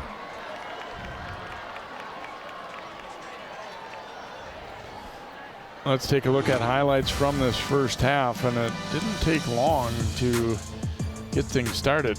There's David Connors fielding the opening kickoff on a bounce, and then he gets out to the outside, makes a little cutback after breaking a tackle right there. That was nice. And then one more guy had a shot but couldn't get him. 82-yard touchdown return, and only 16 seconds into the game, Cooper grabbed a 7-0 lead, but Armstrong did a nice job coming back, and Malone throwing it up to Peyton Newbern there, kind of a back shoulder fade, and he does a nice job hauling that one in, and that one came 6:56 to go and made it 7-all. And early, this is actually the first play of the second quarter. Jackson Howard in there as a Wildcat quarterback, and a big man takes it in for the score. And then Armstrong coming back to Newbern did a nice job kind of holding off the defender a little bit there. Maybe pushing off if you're a Cooper fan, but and he did a good job getting his foot in to secure the catch for the touchdown, and that's where we stand at 14-14. You see, as Jack Nagan said, Armstrong not run the ball very effectively. However, they have had a couple of huge passing plays which have really skewed the numbers in their favor in that regard. Cooper has not gotten nearly as much going in the passing game, and you see the first down's about even, just the one turnover on the high snap for Armstrong. And I think, again, both coaches probably pretty happy that we've seen only a total of 3 penalties in the contest so far. We will take another timeout. We'll come back with more here. We'll hear from Coach Howard and then dive into half number 2 here. It's the battle for Robbinsdale bragging rights. Armstrong and Cooper here on CCX.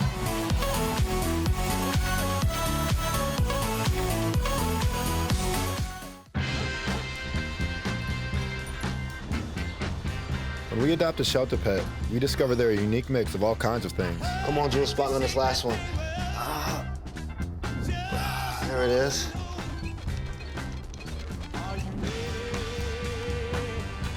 You're gone with it. Leo.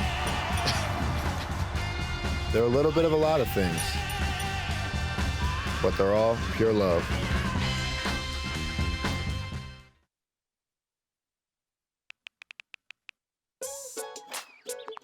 Worried about your friend, but don't know how to reach out? You could say, how are you, or get a fake tattoo. You could ask with an app if it works for you. You could chat with them in VR, it's so good. If you think you should check in, yeah, you should. Whatever gets you talking. Reach out to a friend about their mental health. Whatever gets you talking. Learn how you can help at seizetheawkward.org.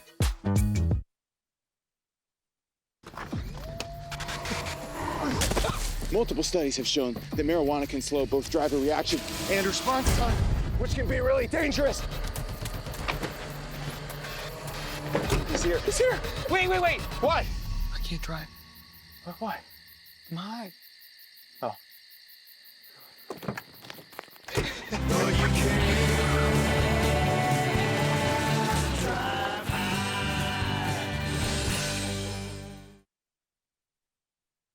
Today I'm going to talk to you about physics.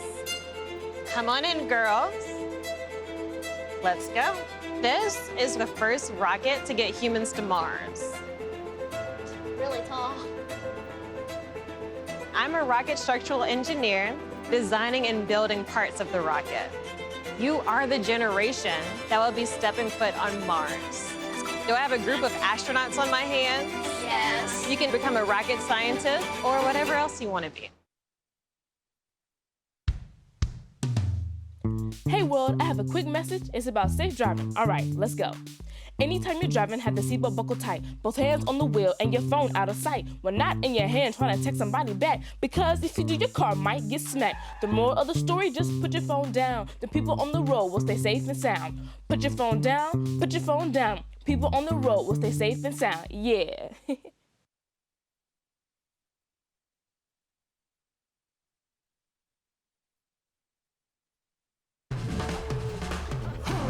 When you adopt a shelter pet, you discover their unique mix of all kinds of traits. Where do I Wiley go? Where's Wiley? Ah, there she is. Pa? Do you remember being an ancient wolf? Do you ever feel the call of the wild? You're a renegade cop, and I'm a con woman with nothing to prove. But together, we could really solve this murder. They're a little bit of a lot of things, but all of them are pure love.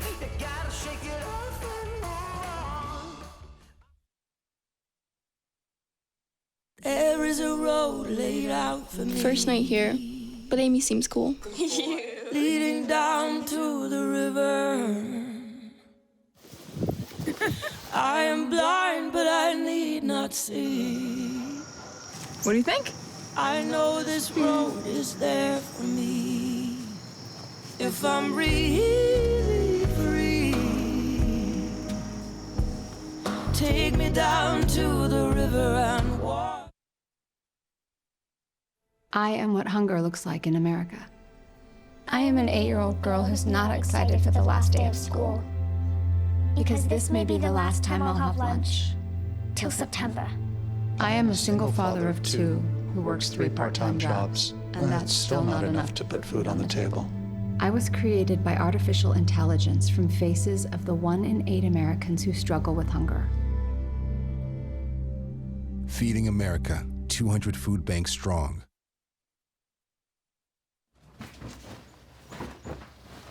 Hey!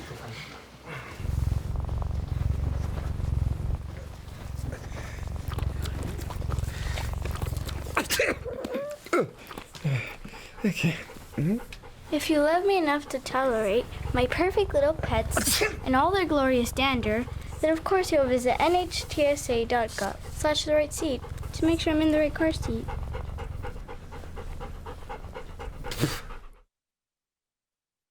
STEM is precise, no margin for error. Dare to forget that. Dare to have fun with it. Get weird with it. Dare to send those old STEM theories flying past the neighbor's house into outer space. Dare to program something internet-breaking, record-breaking. Dare to blow their minds. Dare to learn the difference between sedimentary and metamorphic rock. Go find those rocks. Dare to keep daring. Dare to STEM. Check out She Can STEM to get started.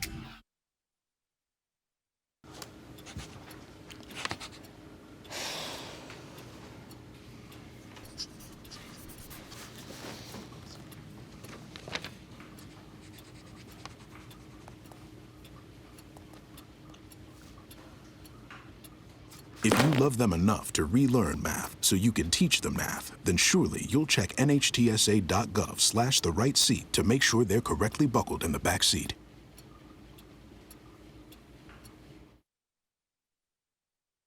What are you doing in there? What's that?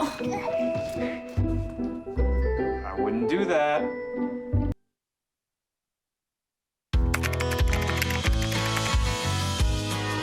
How you doing? Hey, Mason. Mason.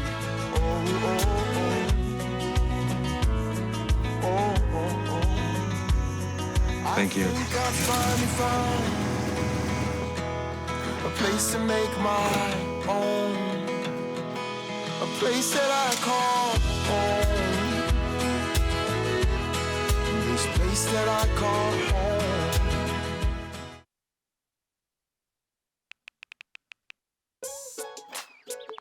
Worried about your friend, but don't know how to reach out?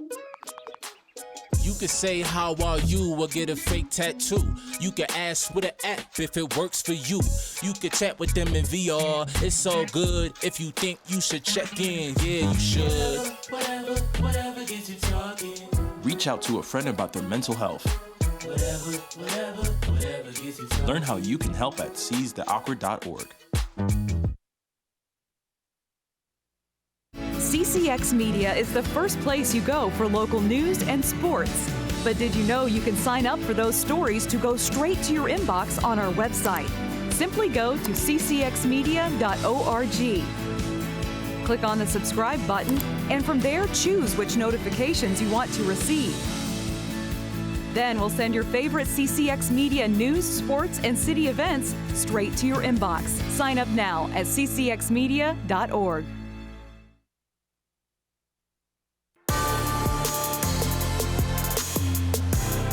Welcome back here to Cooper. interesting first half of football here as Armstrong and Cooper tied up at 14 apiece, each team scoring once in the first quarter and once in the second. So really a pretty even football game here. Obviously we've had some big plays starting with the kickoff return, but Armstrong's had a couple of big plays in the passing game as well. And I think there's obviously with the score really anybody's ball game, but I mean just the play on the field too. You haven't seen one team or the other dominate, I don't think, in this first half, Joe. No, not at all. And I think Coach Nagin really hit the nail on the head when he talked about they got to get a little bit of a run game going. Their run game has almost been non-existent. Obviously the passing game pretty good. And the other thing in the passing game is maybe try to find someone else other than Newbern, not always going to Newbern. I mean, he's some great catches down there on the fade ball, and he's really a threat. But in the middle of the field, going to somebody else. A very quick start offensively for you guys, but then there was a little bit of a lull there. Where do you find an offensive momentum push in the second? It's second half, making some adjustments. This is what we said before the game. It's two evenly matched teams going out there representing 281, so it's time for us to really lock in and take care of business. Defensively, what do you want to see your team come out with to really contain Armstrong? Run to the ball, stay in our lanes, and take care of business. Are the guys having fun out there, Coach? Oh, it's all about fun. We get to be out here during this quarantine time, so it's fun. We appreciate it, Coach. Thanks so much. Thanks, Allie, and thanks to Coach Howard. And certainly his team's run defense has been superb, and it just overall the pass defense hasn't been bad, but they've just had a couple of big plays that have really kind of shifted things Armstrong's way. And obviously we knew it was going to be difficult on a couple of those fade balls to a guy like Newman. He's just, besides being a good player, he's just got such a height advantage too, and able to hold off the defender on a couple of those too. So those are the kind that you got to tell your guy, just really get right in his pocket and try and play through the ball on him, because you're not probably going to out-jump him. No, exactly. And it's definitely a mismatch between Newbern and the Cooper corner. And and you had mentioned it earlier too. The you can't downplay the work of the two defenses in this game. Also, Jay, defenses are out there working hard, and you got to give Cooper a lot of credit. You can say, well, Armstrong needs to run the ball a little bit more, but sometimes easier said than done. Armstrong probably just needs to kind of maybe move it away from the 1 and the 2 hole a little bit. And although the quarterback had a nice draw, quarterback draw, I think he accounted for maybe half the rushing yards. And so we'll see how it plays out. Coach Howard just said they made a few adjustments. We'll see if we can pick up on those adjustments. Princeton Wallace was working on his kickoffs right before the half, and he was kicking them on the ground. We'll see if that's what he's going to do here, and indeed he is. Yeah. And it's going to be covered by Armstrong, but that one was very nicely executed, where if Evans or somebody else makes any kind of mistake, it could be a recoverable ball for Cooper, and then even if not, there's no return possibility there. Right, exactly. And as we know, the football can take some funny bounces, and you're right, they weren't really trying to fool anybody. They were out here practicing those ground ball kicks. So Armstrong will get it at their 36-yard line, first possession of half number 2. And as Joe said, their run game has been pretty weak, but their passing attack not bad. 166 yards of offense, or of passing, I should say. Here's Malone keeping it, and he is wrapped up a little bit shy of the 40. He'll get about 3 yards on that first down carry. Malone ran it 3 times for 14 yards in the first half. One little change I just picked up on, Jay. McDyer is back at center. Yeah, he was. I was watching later. Yeah. And so hopefully taking care of that snap situation. Malone stumbling on the way out of there, and now he is wrapped up after a short gain. So he kept that ball, and he lost his footing briefly in the backfield, and that kind of hurt his momentum going forward there. Nice job of balancing. Balancing act there by the quarterback. Obviously they want to get Malone really involved in the run game. 3rd and 6 now. Malone fakes the handoff, looking downfield, and it is is intercepted by Connors. Threw it a little behind his intended target, and David Connors is there for the pick for the Hawks. I would say this on that one. Malone, I think he had his receiver early. Maybe we'll see it on the replay. Had him early and just kind of waited too long, Jay. Yeah, and a lot of times kind of throwing it back over the middle like that, you expose yourself to a play like this. Give Connors a lot of credit for jumping it, but I agree. I think he had a receiver that made a nice sharp break, and it needed to be on him right when he made his cut, and it wasn't. Yep, needed to deliver the ball. Here's Royal running through a huge hole. Ooh, saving tackle there. As Royal doing a great job again. Seth Newbern making that stop for Armstrong. Now it looks like Cooper wants to go a little quicker, Jay. That's a little bit of an adjustment for them. They don't want to go a little fast after that first down. That's good strategy.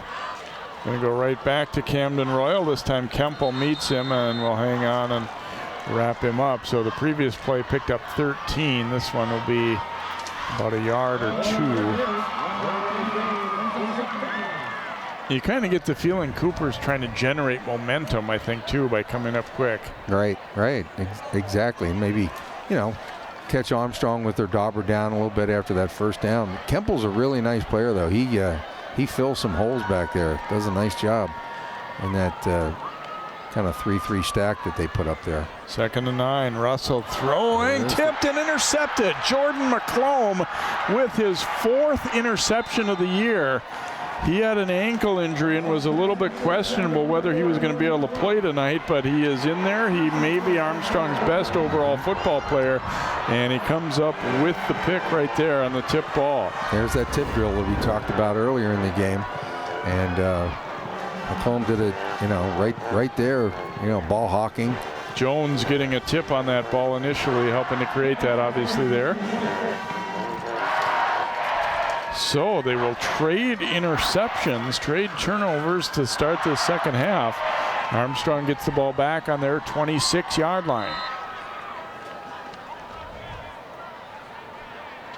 You get the feeling a little bit that Armstrong's kind of searching for the play or a play or two that they can kind of hang their hat on. Malone, oops, there was a mix-up on the route there as Newbern curling, and that ball thrown way beyond everyone. Yeah, they just were reading that differently. Yeah, Newbern runs a hitch, and the quarterback throws the go route. We kind of got used to Newbern running that go route, but not a bad idea to run the hitch once in a while. Screen. Malone wants a screen, and it's intercepted. This will be a touchdown for the Hawks. Picked off by Ponder, and he walks in for the score. They read that one to perfection, or Ponder did anyway, and had an easy catch and run for the touchdown. Boy, they really did. And we talked about a little bit, that they hadn't run a screen. And I'm thinking Ponder's watched a little film, or the DC's watched a little film this week, Jay, and boy, they were all over that. I was thinking exactly the same thing. Armstrong must have run this in one of their first 2 games because they sure were ready for it, and that pass was just like it was thrown to him. They were waiting for it. So Cooper going back in front, back-to-back-to-back interceptions. Well, it isn't all about great quarterback plays. We're seeing some defensive plays too. Right. Garcia on to attempt the extra point here for the Hawks as they have retaken the lead here. His kick is up. Yeah, and it is good. And so with 9:38 to go here in the third, Cooper takes the lead back. Nehemiah Ponder the interception return here for the Hawks. Yeah, that's what they call a jailbreak screen, where the receiver comes back towards the quarterback, but he didn't even get close. And 34 was right there. one of those you'd like to have back if you're Malone, but it was too late. It was so well read that his only hope would have been to just throw it away there at that point. But I don't think he even saw Ponder coming. I really think that's a film room touchdown. I really do, Jay. I agree, and just a great anticipation too to jump it at the right time by Ponder. Yeah, nice job.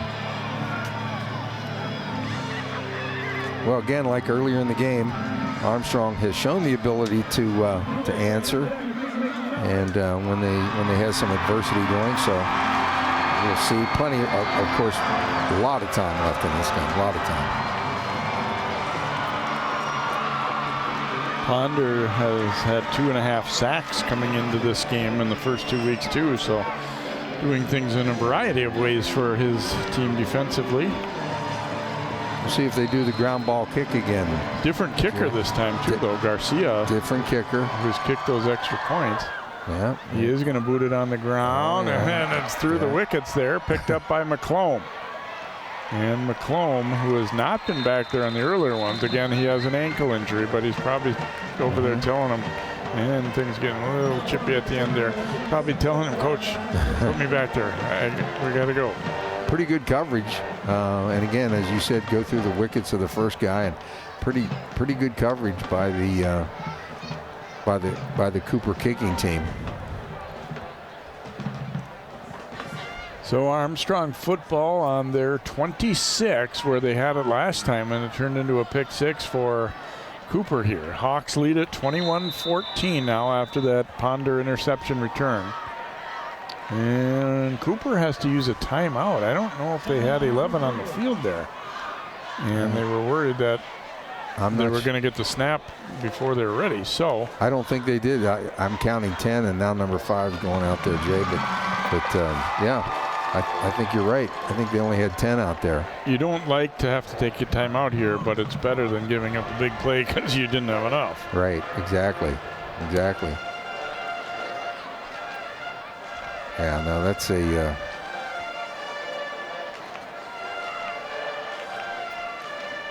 good find by the Cooper coaching staff there. Game management can definitely play a part in the game. Well, and sometimes things happen, whether it be an injury or on a couple of occasions you might have somebody playing both ways. They don't hear a call, to know that they should be out there or whatever. Right. Here's the little counter handoff to Carter. He takes a big hit, but he'll have enough for a first down. So Armstrong, I think, kind of sensing that we're not maybe going to be able to just run the ball right at them without a little bit of trickery here. And this time they get the first down, and looks like an injured Hawk down there. I think that's Wadkey, who is down on the field here for Cooper. First time we saw that play too, Jay, offensively for Armstrong. Yeah, they fake the toss sweep and then come back with the nice little counter play. And I think they're going to have to do a little bit more of that to, as you said, kind of loosen up that Cooper D. Another look. Wadkey's 32 there, coming in with the orange shoes, and oh yes, his ankle gets caught and turned, or it could be a knee even too. But I mean, his foot definitely. Kind of awkward. To see that. She looks like she's kind of working on that knee a little bit.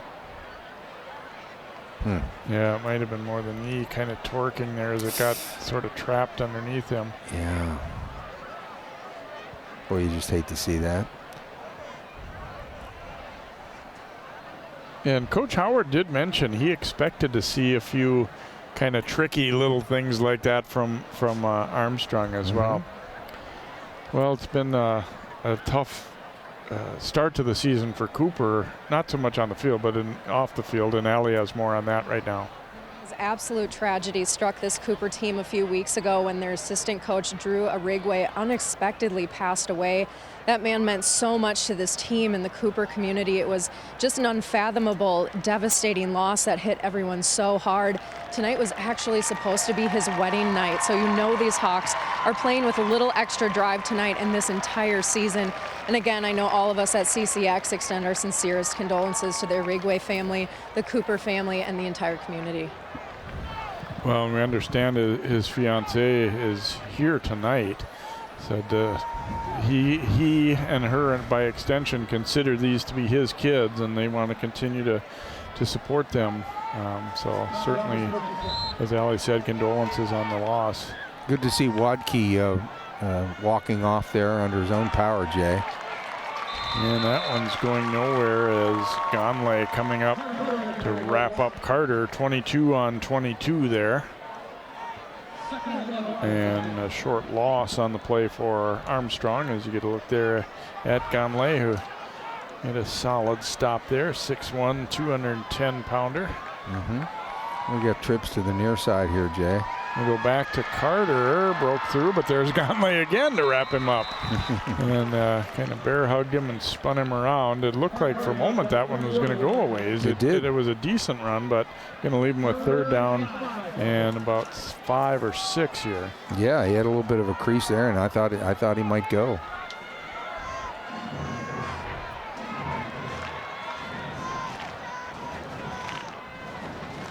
It doesn't look like Cooper's doing anything terribly different on their defensive side in terms of adjustments, Jay. They still get that double A gap. There we go. Malone throwing to College, and that'll be good enough for the 1st down. Wabu pushes him out of bounds, but just a nice little out route there to pick up the 1st down. First catch for College, who's another really good receiver. They've kind of been focusing on Newbern a little bit and haven't heard a lot from College prior to that one. No, I think they got to do. I definitely think they got to do more of that, Jay. Spread the ball around a little bit. Malone throwing it up deep downfield. Ooh, and just a little bit too far for Tucker. Yeah, I think Tucker had a step and a half. Maybe he was there. Just kind of gunned it a little bit too long. That's the thing, that deep downfield, your margin for error, it's harder to drop that one in the basket from 50 yards out, although he's shown the ability to do so. Right. Yeah, that didn't miss by much. If you're Cooper right there, you're a little nervous about that, even though it fell incomplete. I agree. That's not a bad call. Stretch the D a little bit. Kind of keep Cooper's D guessing. Short gainer there. And leave him with 3rd down and about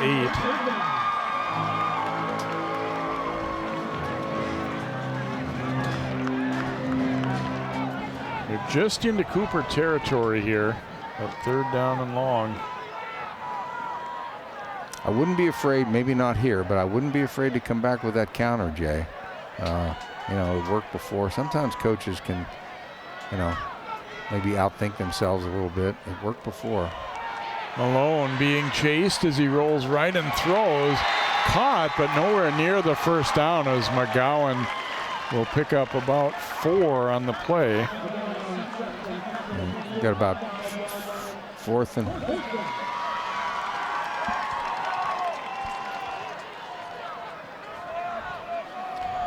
Be 4th down and 4 now, and Armstrong gonna go for it.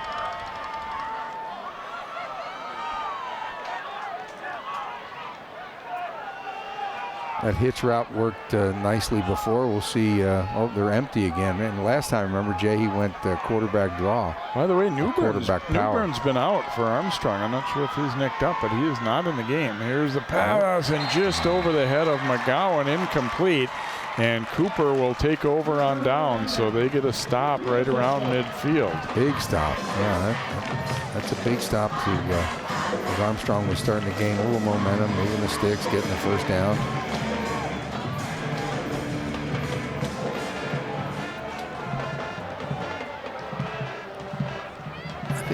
I think maybe Cooper will maybe want to run, take the air out of the ball a little bit here. Still plenty of time left, but might see a little diet of Royal again on this series, Jay.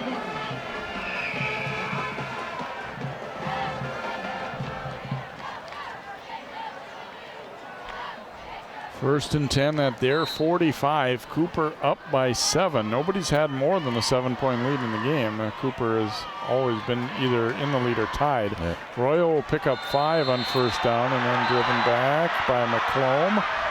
Looked like the referee almost thought about reaching for the flag there, but not going to do so, it looks like. So Royal will pick up 5.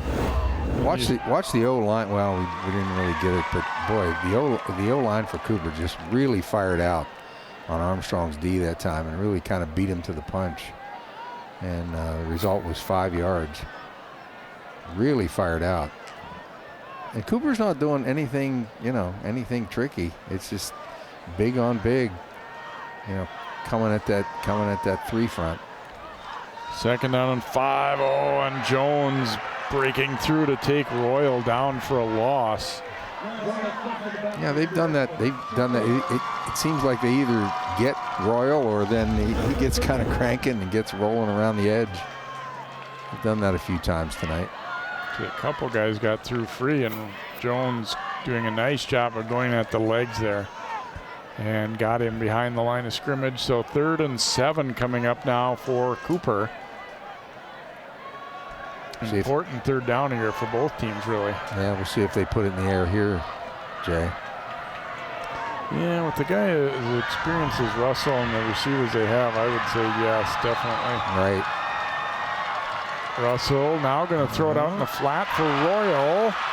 And he's going to be very close to the 1st down. I think he might have it with that last little surge. Yeah, it looks like it'll be enough. I think he did.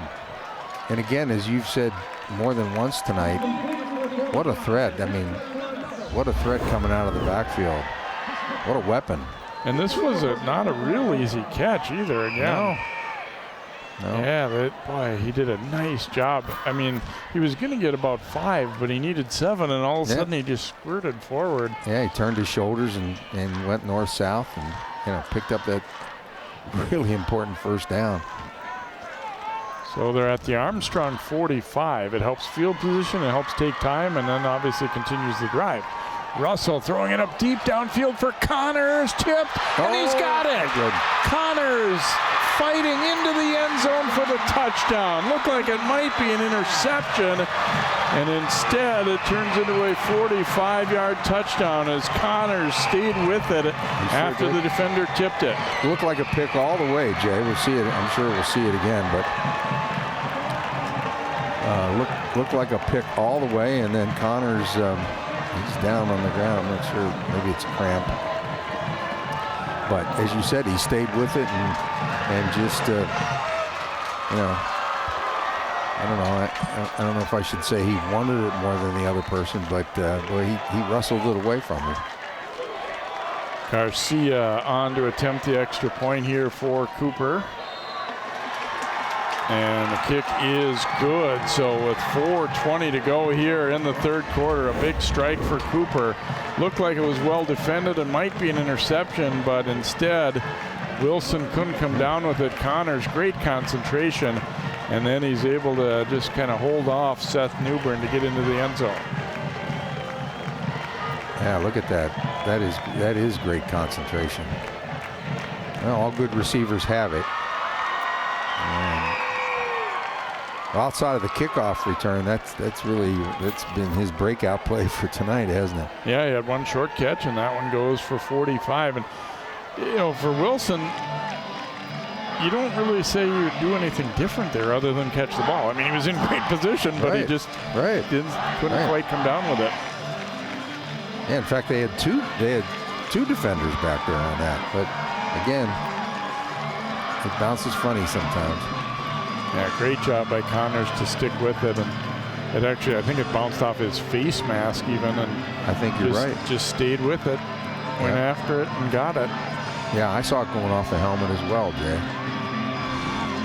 Well, we'll see if they stick with that ground ball kick.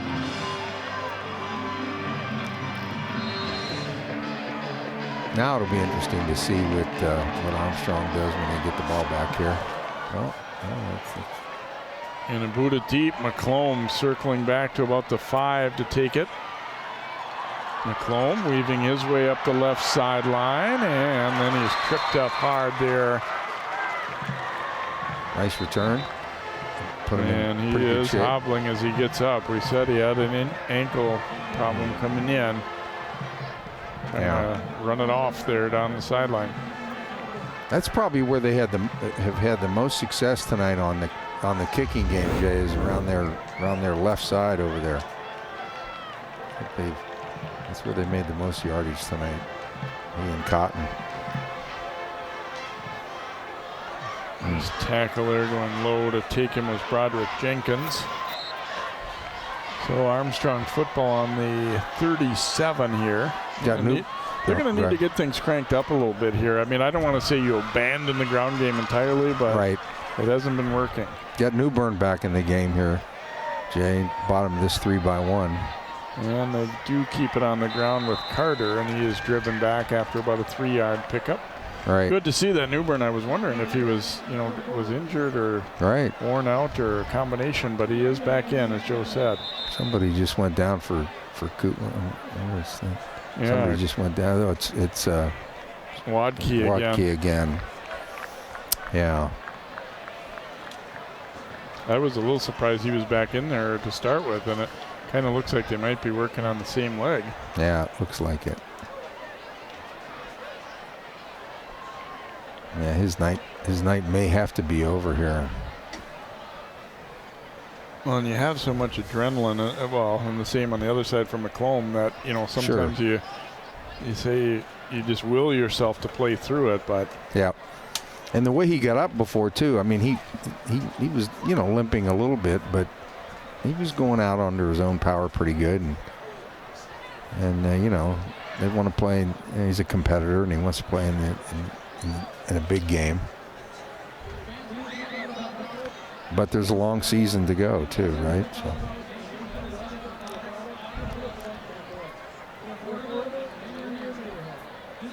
Cooper leading at 28-14 as they've kind of seized control here in this third quarter. The interception return for a touchdown by Ponder, and then that pass on a tip ball where Connors fought the defender and goes 45 yards for the score. So the Hawks have really taken command here. Armstrong, I mean, we got about a little under 4 minutes to go in the third quarter, and you're thinking probably only maybe 3 more possessions for them. So they're they're, I don't know if you say must score yet, but they're kind of getting there. At high school, these 12-minute quarters compared to a 15, things kind of go by quickly. So you can't really count on getting the ball more than probably 3 more possessions here. Yeah, I would say that's about right, Jay. I would say 3, and then you kind of have to figure that when Cooper gets the ball, you're going to get a heavy dose of Royal for a while. 2nd and 7 coming up here for Armstrong. Whoops, we got a flag down here. They were trying that little counter trap coming back the other way on that one. Somebody was moving. 76 is hitting himself in the head there. Yeah, Sutton said, that was me. He kind of identified there. Yeah. So it'll be 2nd and 12. Malone gonna loft it up deep down that sideline, but too far for College. And Armstrong right now, I mean, you love big plays, but to me they're throwing too many deep balls here that don't have a really great chance to be completed. No. And as you said too, you can't totally abandon your and they've had some success with a couple of short hitches, and there's nothing wrong with a 6 or 8 yard hitch. 3rd and 12. Malone throwing wide open is Tucker, and he'll have the first down as he is into Cooper territory at about the 47. And every time they've run that little dig, and kind of a little dig route in the middle, they've had success with it. Cooper had the deeper throw covered, but boy, Tucker was wide open. Yes, he was. On the 47, Malone throwing is intercepted. Blabu with the pick as College juggled it, and another interception, the 3rd for Cooper here. Yeah, and they were going for that hitch over there, but he just couldn't control the ball and kind of tipped it into the hands of the defender there. And now we have a flag after the play here. Some talking, I think, going on. And nice job by Chris Blabu to stay with that one. It would have been a heck of a catch, but yeah. Going to have a 15-yarder against Cooper after the fact here.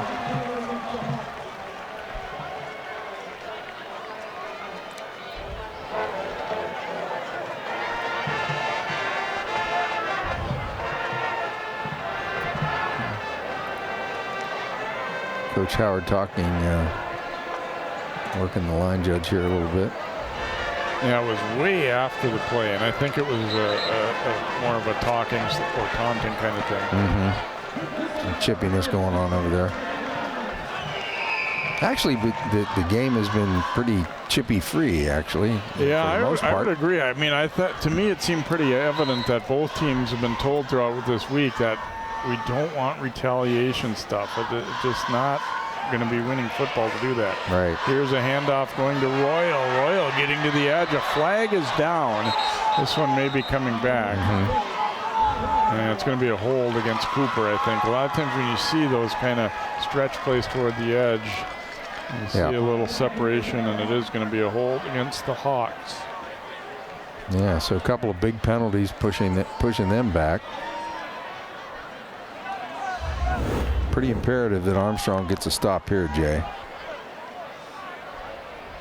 I think right there, yep, on the receiver. Just got the hand wrapped around the jersey. Yeah, you like to see your receiver stock blocking, but you got to keep those hands inside.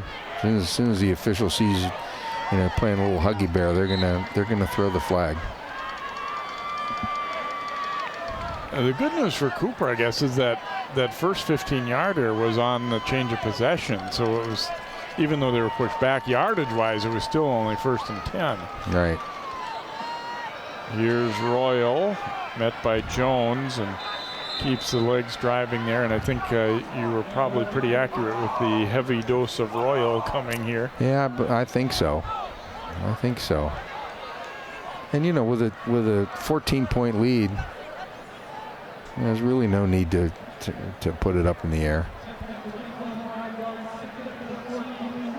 Even if you get a first down or two and then have to punt the ball to Armstrong. We're getting near the end of the third quarter. 2nd and about 14 from the 25 now for Joe Russell and company. Well, they're going to put it up. Russell throwing complete to Connors. Connors makes a move, and then it kind of got bent awkwardly. Yeah. I don't think he knew the defender, Jonah Pappas, was behind him there. No. And I hope Connors is all right. It just looked a little awkward there. Yeah, it did. It looked very hard. He's staying down, at least for now. Yeah. He's in an awkward position here. Yeah, he puts on the brakes, and then he doesn't see the guy coming from behind him, and he kind of got bent.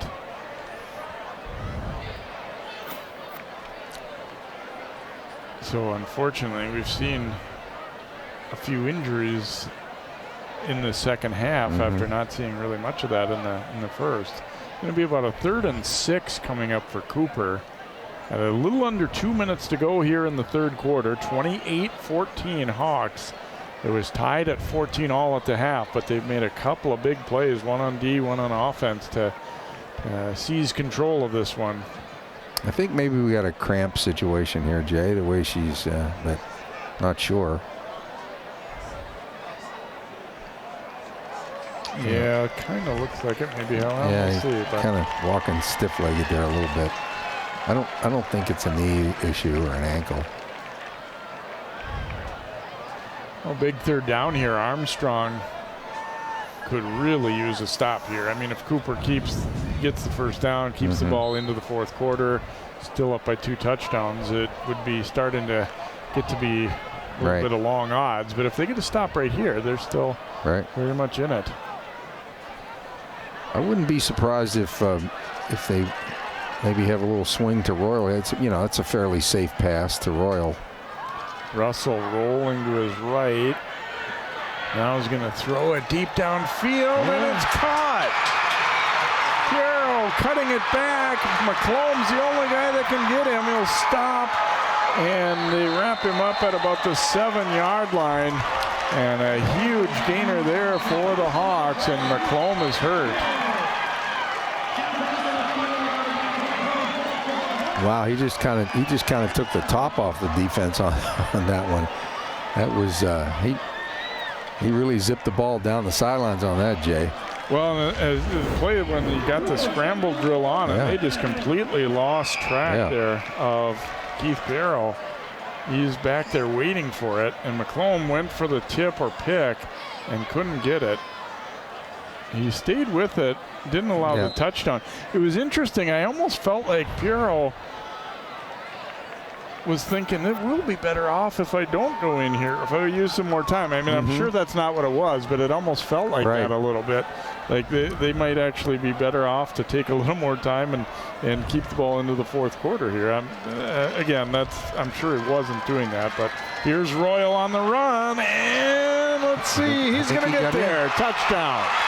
Cooper dominating the third quarter, and now they have scored 3 touchdowns here in the period and looking to try and put their rival away. Yeah, not going to be denied on that one, Jay. He's going to find that end zone. He's such a hard runner. And even the play before, he did a really good job of blocking for his quarterback on that pass play. He kind of stoned somebody over there on the Armstrong sideline. Great job of blocking for his quarterback.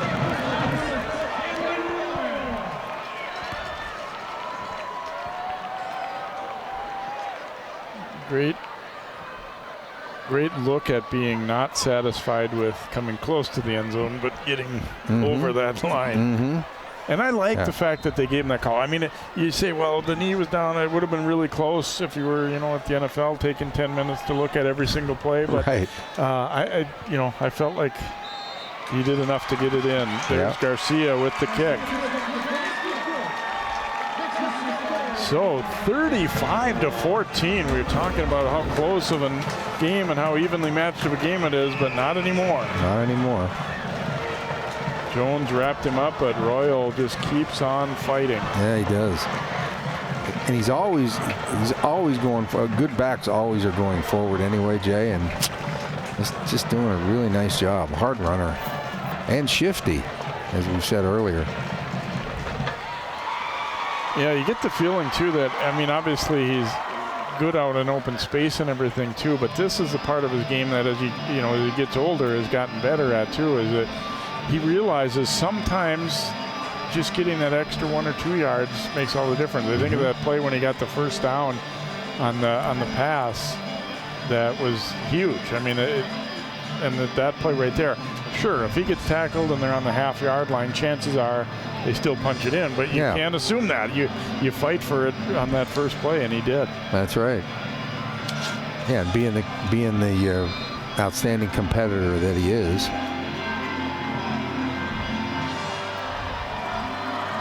Garcia drill it here on a skidding kick. McClellan not back there this time. It's Cotton. Woo! And he gets lit up along the sideline there. Yeah, he bounces right back up though. But yeah, that was quite a stick over there. Nice hit for the Hawks by, I believe it was Emmanuel. Is it Emmanuel? I couldn't tell. Taylor. No, that's 36 for Armstrong. Yeah, I think it was 28. Yeah, Emmanuel Camo for the. That was actually Cotton, wasn't it? Yeah.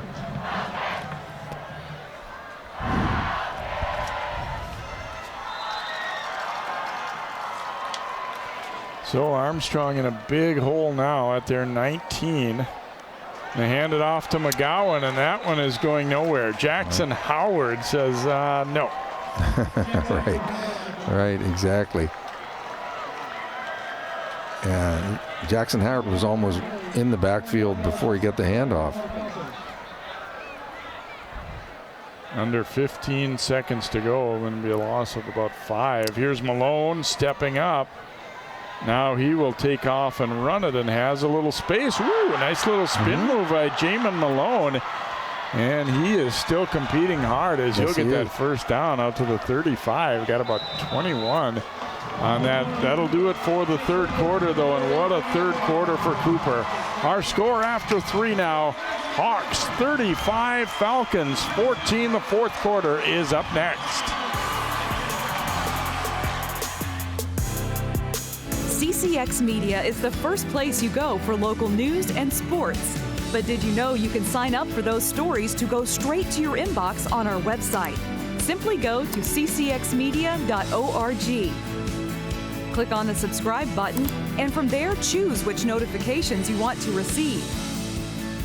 Then we'll send your favorite CCX Media news, sports, and city events straight to your inbox. Sign up now at ccxmedia.org.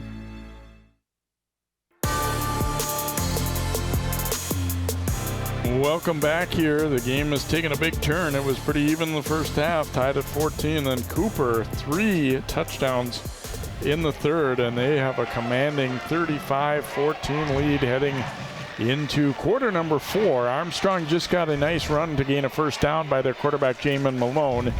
And again, they're in a spot where they kind of need to score every time they have the ball here, I think, to even then it's going to be a tall order. But it's an interesting thing, though. I mean, you like to see how your team reacts to a little adversity here, too, and try not to panic down the stretch and see if they can put together a drive. And as you said, Malone's still competing, and that may have been their longest run from scrimmage tonight, I think, Jay.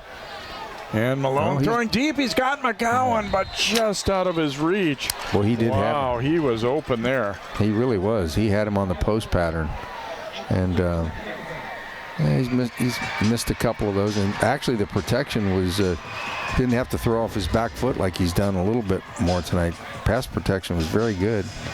Looked like it kind of slipped off the edge of his hand a little, because they would like to have that one to do again. McGowan had about 3 yards on any defender there. Really did. That would have been a big one. So 2nd down and 10.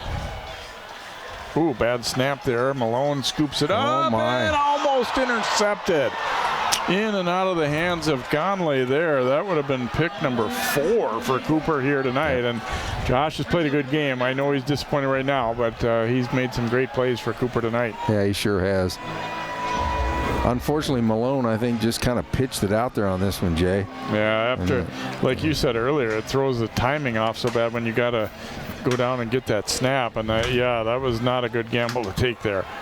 Here's Malone. Under a little pressure now, firing on the run. This one is intercepted. Blabu picks it off for the Hawks as Malone trying to make something happen, but instead will turn it over. Yeah, we have to see it on the replay. I don't know if he just completely overshot his receiver on that, but it looked like it went right to the Cooper. It went right to the blue jersey. I think the pass rush is starting to bother Malone a little bit too here, and I think the guys up front for Cooper should get a little credit there. Yeah, and again he had the guy wide open, so it almost looked like he thought Tucker was going to continue toward the middle, and he didn't there. I don't know. It's hard to tell for sure if that's who he's throwing to or not, but.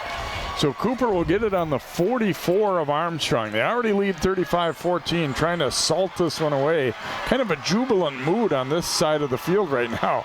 There is a tackle for loss as Royal is thrown down hard by Diego Tariquez. Yeah, and the Armstrong D's, they're gonna play all 4 quarters here. It looks like, Jay. That's for sure. So it'll be 2nd and 11 coming up for the Hawks. And here, too, where you can sense where you have a veteran quarterback, Joe Russell, he knows that, I don't have to make every play. I got great guys around me here, too. That includes the running game. And if that's what it takes to win, then that's what we're going to do. Right, exactly. Russell will throw it out. Dante Williams took his eye off it. It's incomplete. Yeah. He obviously was kind of looking where he was going to cut before he reeled it in there, but so it'll be 3rd and long.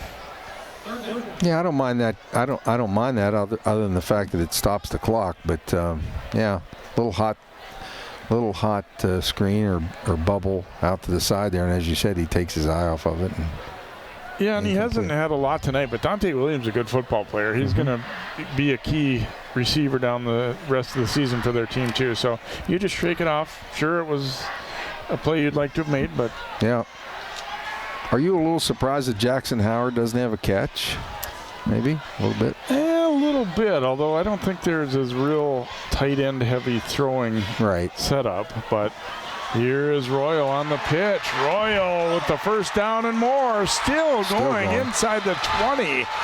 He was just like, I'm not going down until I'm absolutely taken down completely here. Great block by the aforementioned Howard too on that. He kind of led the way over here. Yeah. I always think that when how would you like to come up? You know, you come out for the first snap and the guy lined up across from you is Jackson Howard. And I'm like, that's a tall order for a high school kid to handle. Yeah.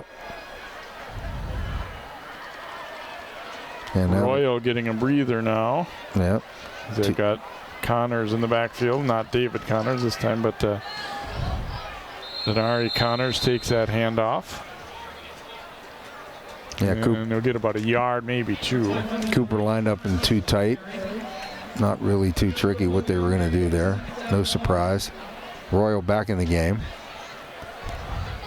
The Royal unofficially 23 carries already here tonight. And you like to salt the game away with him, but at the same time, you know, you're thinking you don't want to overuse somebody a little bit too. Yeah, you got to be careful. That's right. You know, you're in that magic area of 3 scores. You know, teams always push and want to be ahead 3 scores. Yeah, got to be careful. You don't want to lose them. Here's the handoff to Royal, and he'll push it down inside the 15 and leave them with a 3rd down and maybe 6 or so. Yeah, and if you're Cooper, you don't need to be in any big hurry here, Jay. I don't really see the game clocks out here, but wouldn't be a bad idea. Do we have it over there? Oh, play clock, you mean? Play clock, no, I'm sorry. No. Yeah. Those are nice for a quarterback. 3rd down and 6 here. Gonna go with that toss again to Royal. Good blocks out front. Royal short of the end zone, but he'll have the first down inside the 2, maybe the 1. And again, it was Jackson Howard leading the way out there. It really was. Yeah, they're just kind of mowing him down over there. And Royal reaching for the goal line, but he was just a little too short. And again, like I talked about earlier, they're probably better off if they use another minute or so here and just grind their way into the end zone. Mm-hmm. I wonder who's going to get the ball here. And it will indeed be Camden Royal, and he is in for the touchdown. Cooper erasing any doubts here with this second half performance. They have dominated this half. Royal getting his 2nd straight touchdown, and Cooper completely blowing this one open. Yeah, boy, they really, they really are. Now maybe the next time that they get the ball, they'll give Royal and some folks a little bit of a rest.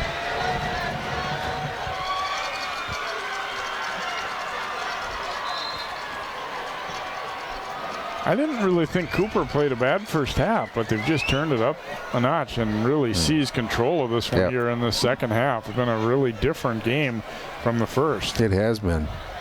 Garcia's kick is up, and it is good. So 8:17 to go in the 4th. It's 42-14 in favor of Cooper.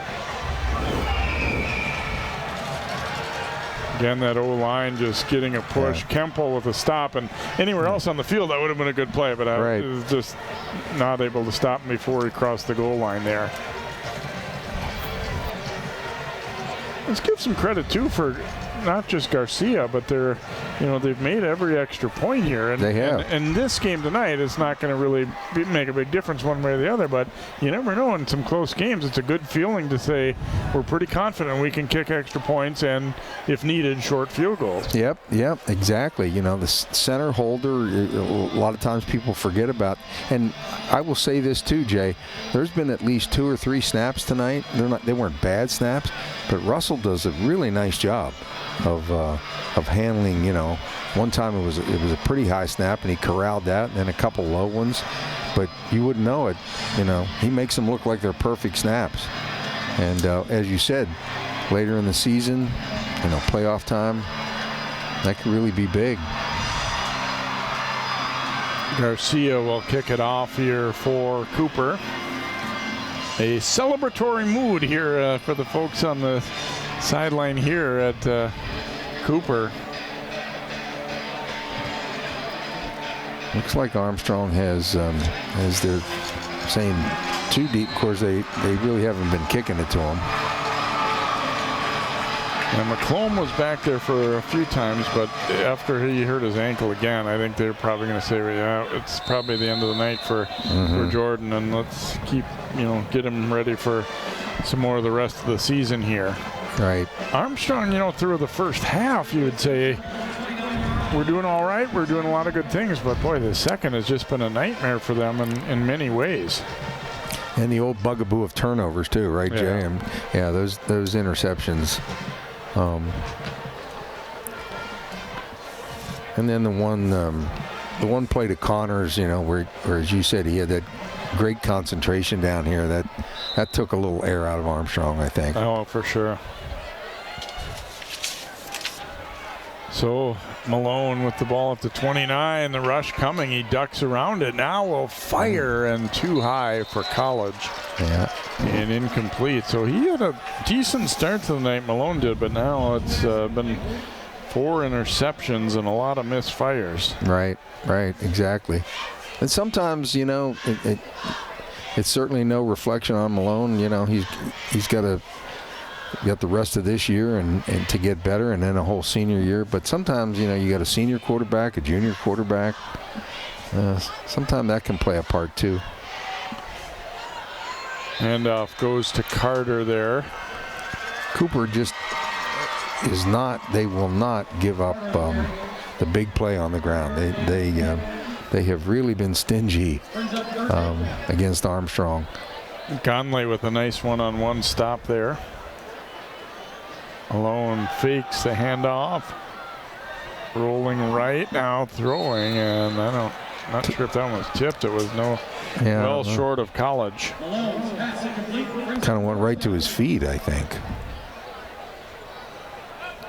And we probably haven't given enough credit to the way Cooper's played defensively here tonight. I mean, Malone's made some mistakes, but they've gotten pressure on him. They've stopped the run, and it kind of you add those two things together, and yeah, the guys who make the interceptions kind of get the glory, and rightly so. But some of the other guys have really been able to make that happen too.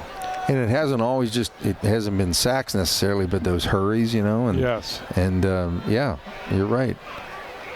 The front four, the front five for Cooper's done a really nice job there of harassing Malone. Tucker with a short punt.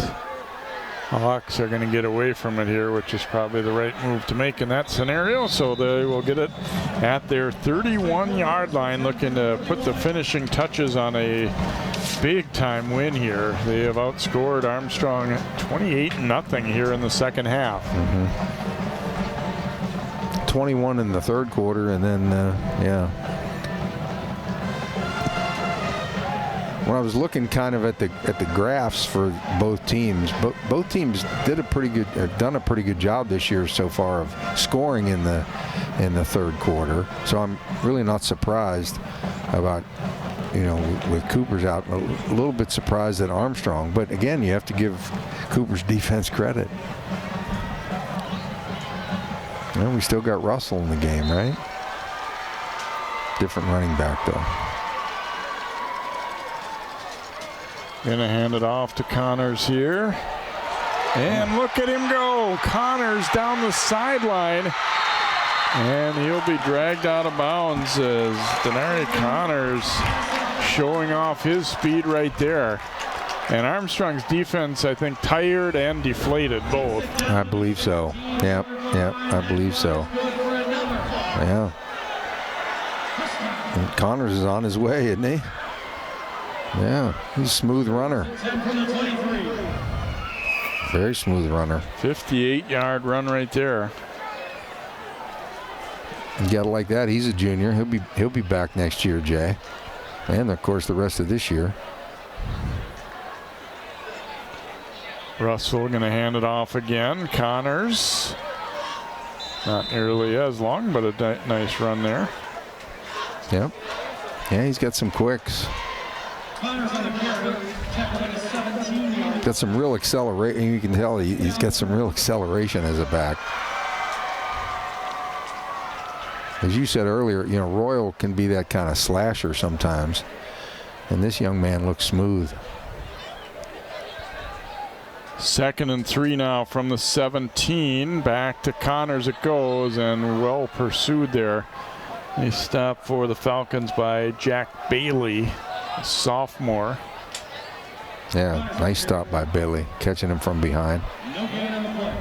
Bailey, heard, got a call today. He's had some older siblings that we did a story on back when he was very young, maybe an infant even, that played sports at Armstrong. So kind of cool to see them, another family member coming through, and he made a nice stop right there. Sure. It was Russell after getting the play, and then Jackson Howard coming back on the field. The 3rd down and 3 as we've passed the halfway point now here of this 4th quarter. It's all Cooper and looking to add one more. They're going to go back to Royal here. Yeah. And he is wrapped up. Kemple with the stop. Obviously, it's not been a good night overall for Armstrong, but Kemple is one guy that you could point to and say, yeah, he's done some work. Yeah. You know, the one big catch and run, but even more so defensively. Yeah, he's real steady in there and you know, playing downhill as a linebacker, doing a nice job. Yeah. See what Cooper will do here. My guess is that they're going to let the time run down possibly and use a timeout. And it's 4th and 8. There's obviously you're not punting from here. No. But I don't think they'll think field goal or anything either. They're just probably going to run another play or maybe use a timeout. And looks like Royal's still in there.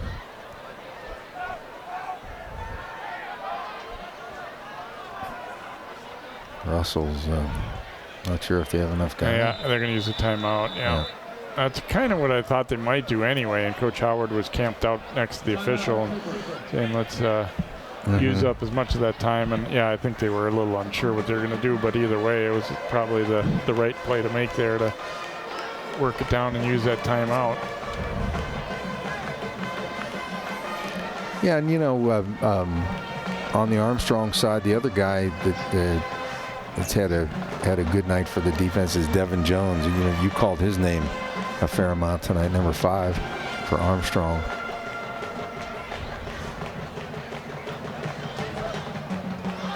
Well, it'll be back to the Coach Nagin and his staff. Back to they just kind of ran into a buzzsaw, and then those turnovers tonight. And Cooper is a very talented team.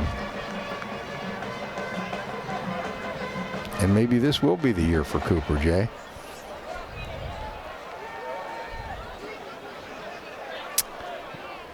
Certainly looking like tonight that they could compete with about anybody, right? Yeah, exactly.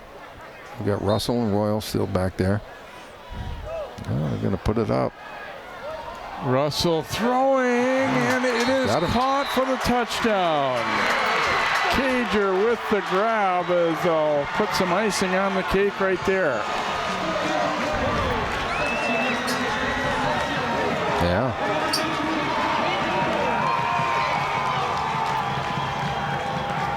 Now Russell was right on the money on that one. Beautiful ball.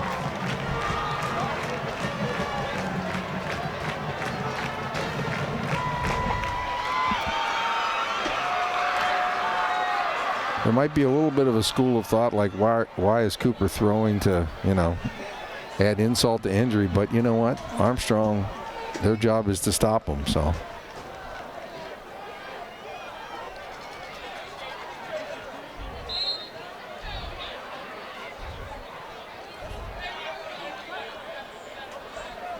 Garcia on to attempt the extra point here.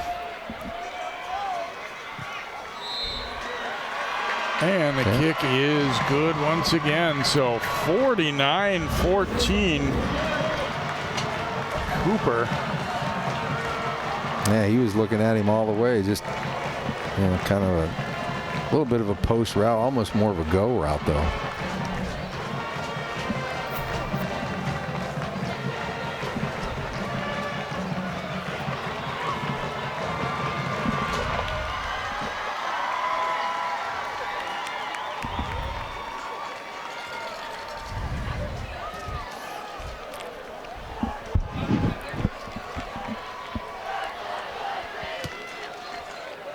They're having fun on that Cooper sideline now, Jay.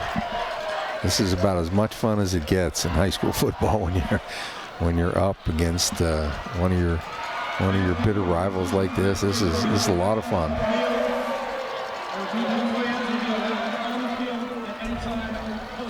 Thank you.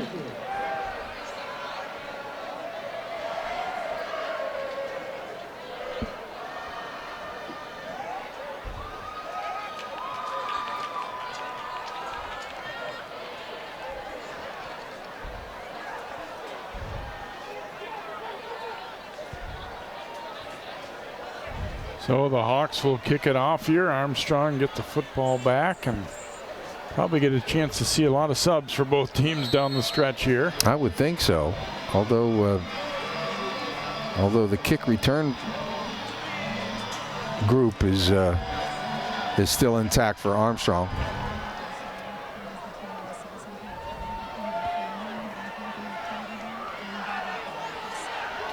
Tucker on the move, and he'll be shoved out of bounds. Nice little return by Tucker. A little shake and bake move there. He'll be out right around the midfield stripe here. Falcons, 1st and 10 from the 50.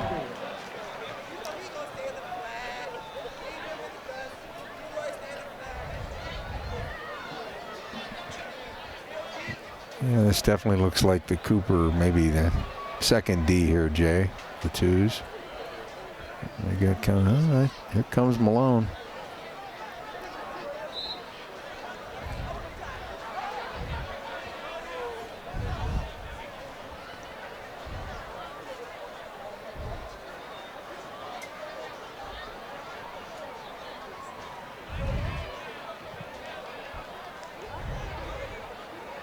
And they hand it off, and that one's going nowhere as Carter is wrapped up. Caden Dorsey right there to get him. Boy, he sure was. And they've been stopping that play all night long, Jay. And maybe Coach Nagin thinks that Malone, can use a little bit more work. Who knows? We'll see if they put the ball up here.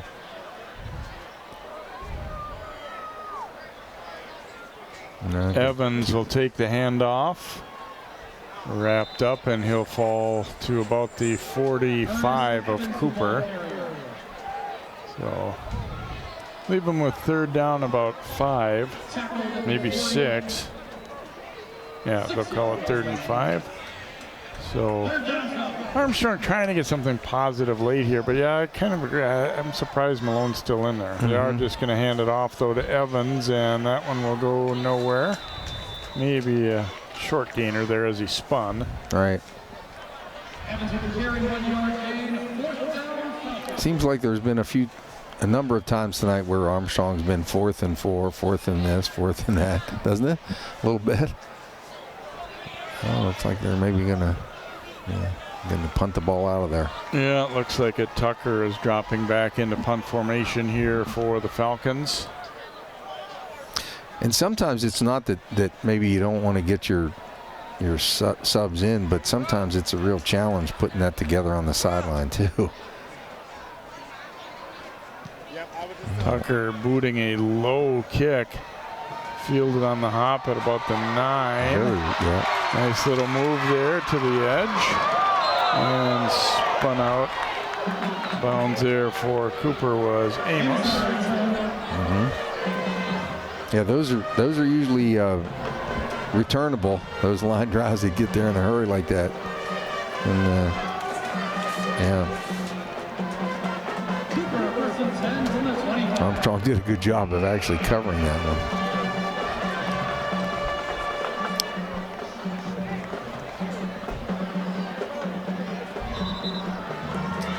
Football on the 25 for the Hawks, 2:41 to go here, and now the clock is running as our guys in the truck told me that, hey, it should be running already, and it wasn't, but now is.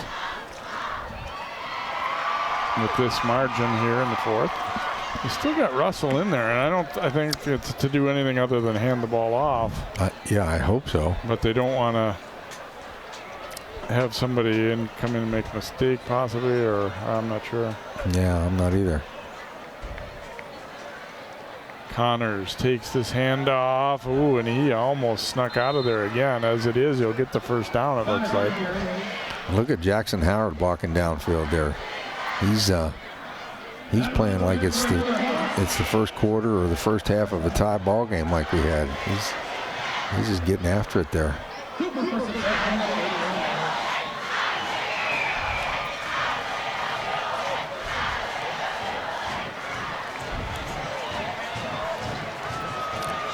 Well, I guess it's not going to, at least it's not going to be a long bus ride for Robbinsdale, huh? Armstrong. Not too long of a bus ride. I'm going to go into the victory formation here after getting that first down.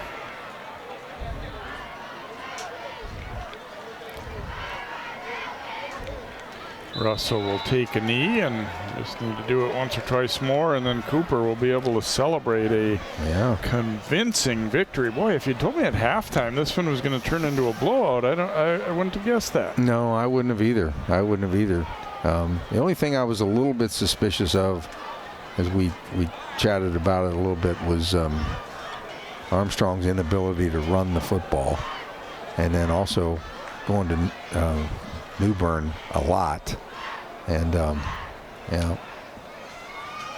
then back to those turnovers. Yeah, the turnovers turned into kind of the story of this one in the second half, I think. I mean, Cooper outplayed him in every phase down the stretch, but the turnovers, killers for Armstrong for sure. That'll get you beat every time. So Cooper beating Armstrong for the 6th time in a row. It's not been like 6 years in a row or anything like that, because they haven't always played, but they have kind of continued to own this rivalry in football and do it in convincing fashion here tonight. Yeah, that's for sure. Yeah, they really put a bow on this one.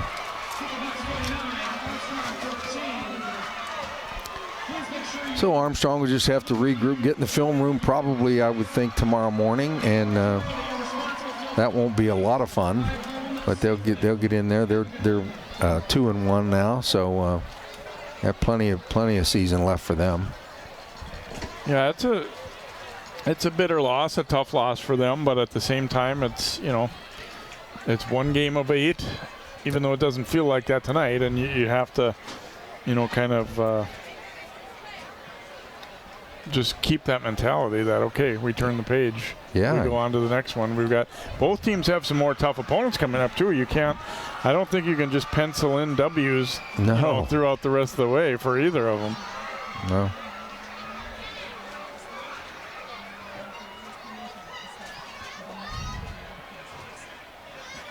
And also, as you mentioned a little bit earlier too,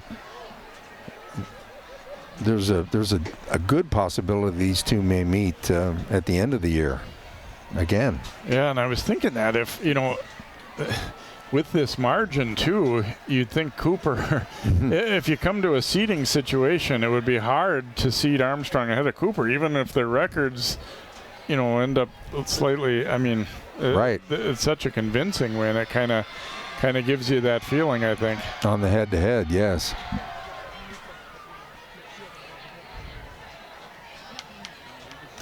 All right. Big win for Cooper tonight. Let's go down to the field with Allie with some happy Hawks. Yeah, not happy Hawks as in players, but we do have Coach here. Coach, we talked about this before the game. It's been 3 years since this rivalry got to happen. 14-14 at halftime. How did you guys break this open in the second? The people that you guys probably wanted to talk to is what came out and did it. You got Joe Russell coming out here leading the charge. You got on defense Jackson. You got Dave Connors going out there. So the young men understood that's a two-half football game, and they came out here and made some adjustments like we talked about that we needed to do. And they came out here with heart. Talk about that connection between Joe Russell and David Connors tonight, because it was pretty lights out. You know, they've been doing this since freshman year. This is what they're talking about. We talk about any ball that's on the air. Dave, you got to go out there and make the play, and then Joe, give us a chance, and that's what Joe does. What is it about Cooper football when it comes to this rivalry where you guys now 6 times out of 6 have been able to take the W? You know, again, everything that we talk about is trying to go 1-0 every week, and just so happens to be against Armstrong this week. Great coach team. I have all the respect for what they do over there, and for us it was this opportunity to come out here, get a win, and get back on track to the things that we know that we can do. Through 3 games to start the season, what have you learned about this team and their resiliency? I mean, my kids aren't going to stop. They're going to get knocked down. They're going to be dealing with so much adversity. We've got so much going on in our lives that our kids, you know, they're rallying around each other, and this is exactly what we asked for today, and that's what they produced. Coach, that was a very entertaining game. Congratulations. Thank you very Thanks much. for your time. Guys. Thanks, Ellie, and thanks to Coach Howard as these teams continue the season next week. Armstrong will be back at home as they get set to face Jefferson, and some more tough tests ahead for Cooper, as well as they will be at Holy Angels next Friday. A pretty good team there. We're going to see the Hawks again at the last regular season game when they host Benilde as well here on CCX. Thanks so much for joining us here tonight. Cooper blows it away in the second half after we were tied at 14-all. Final, Cooper 49, Armstrong 14. Good night from Cooper.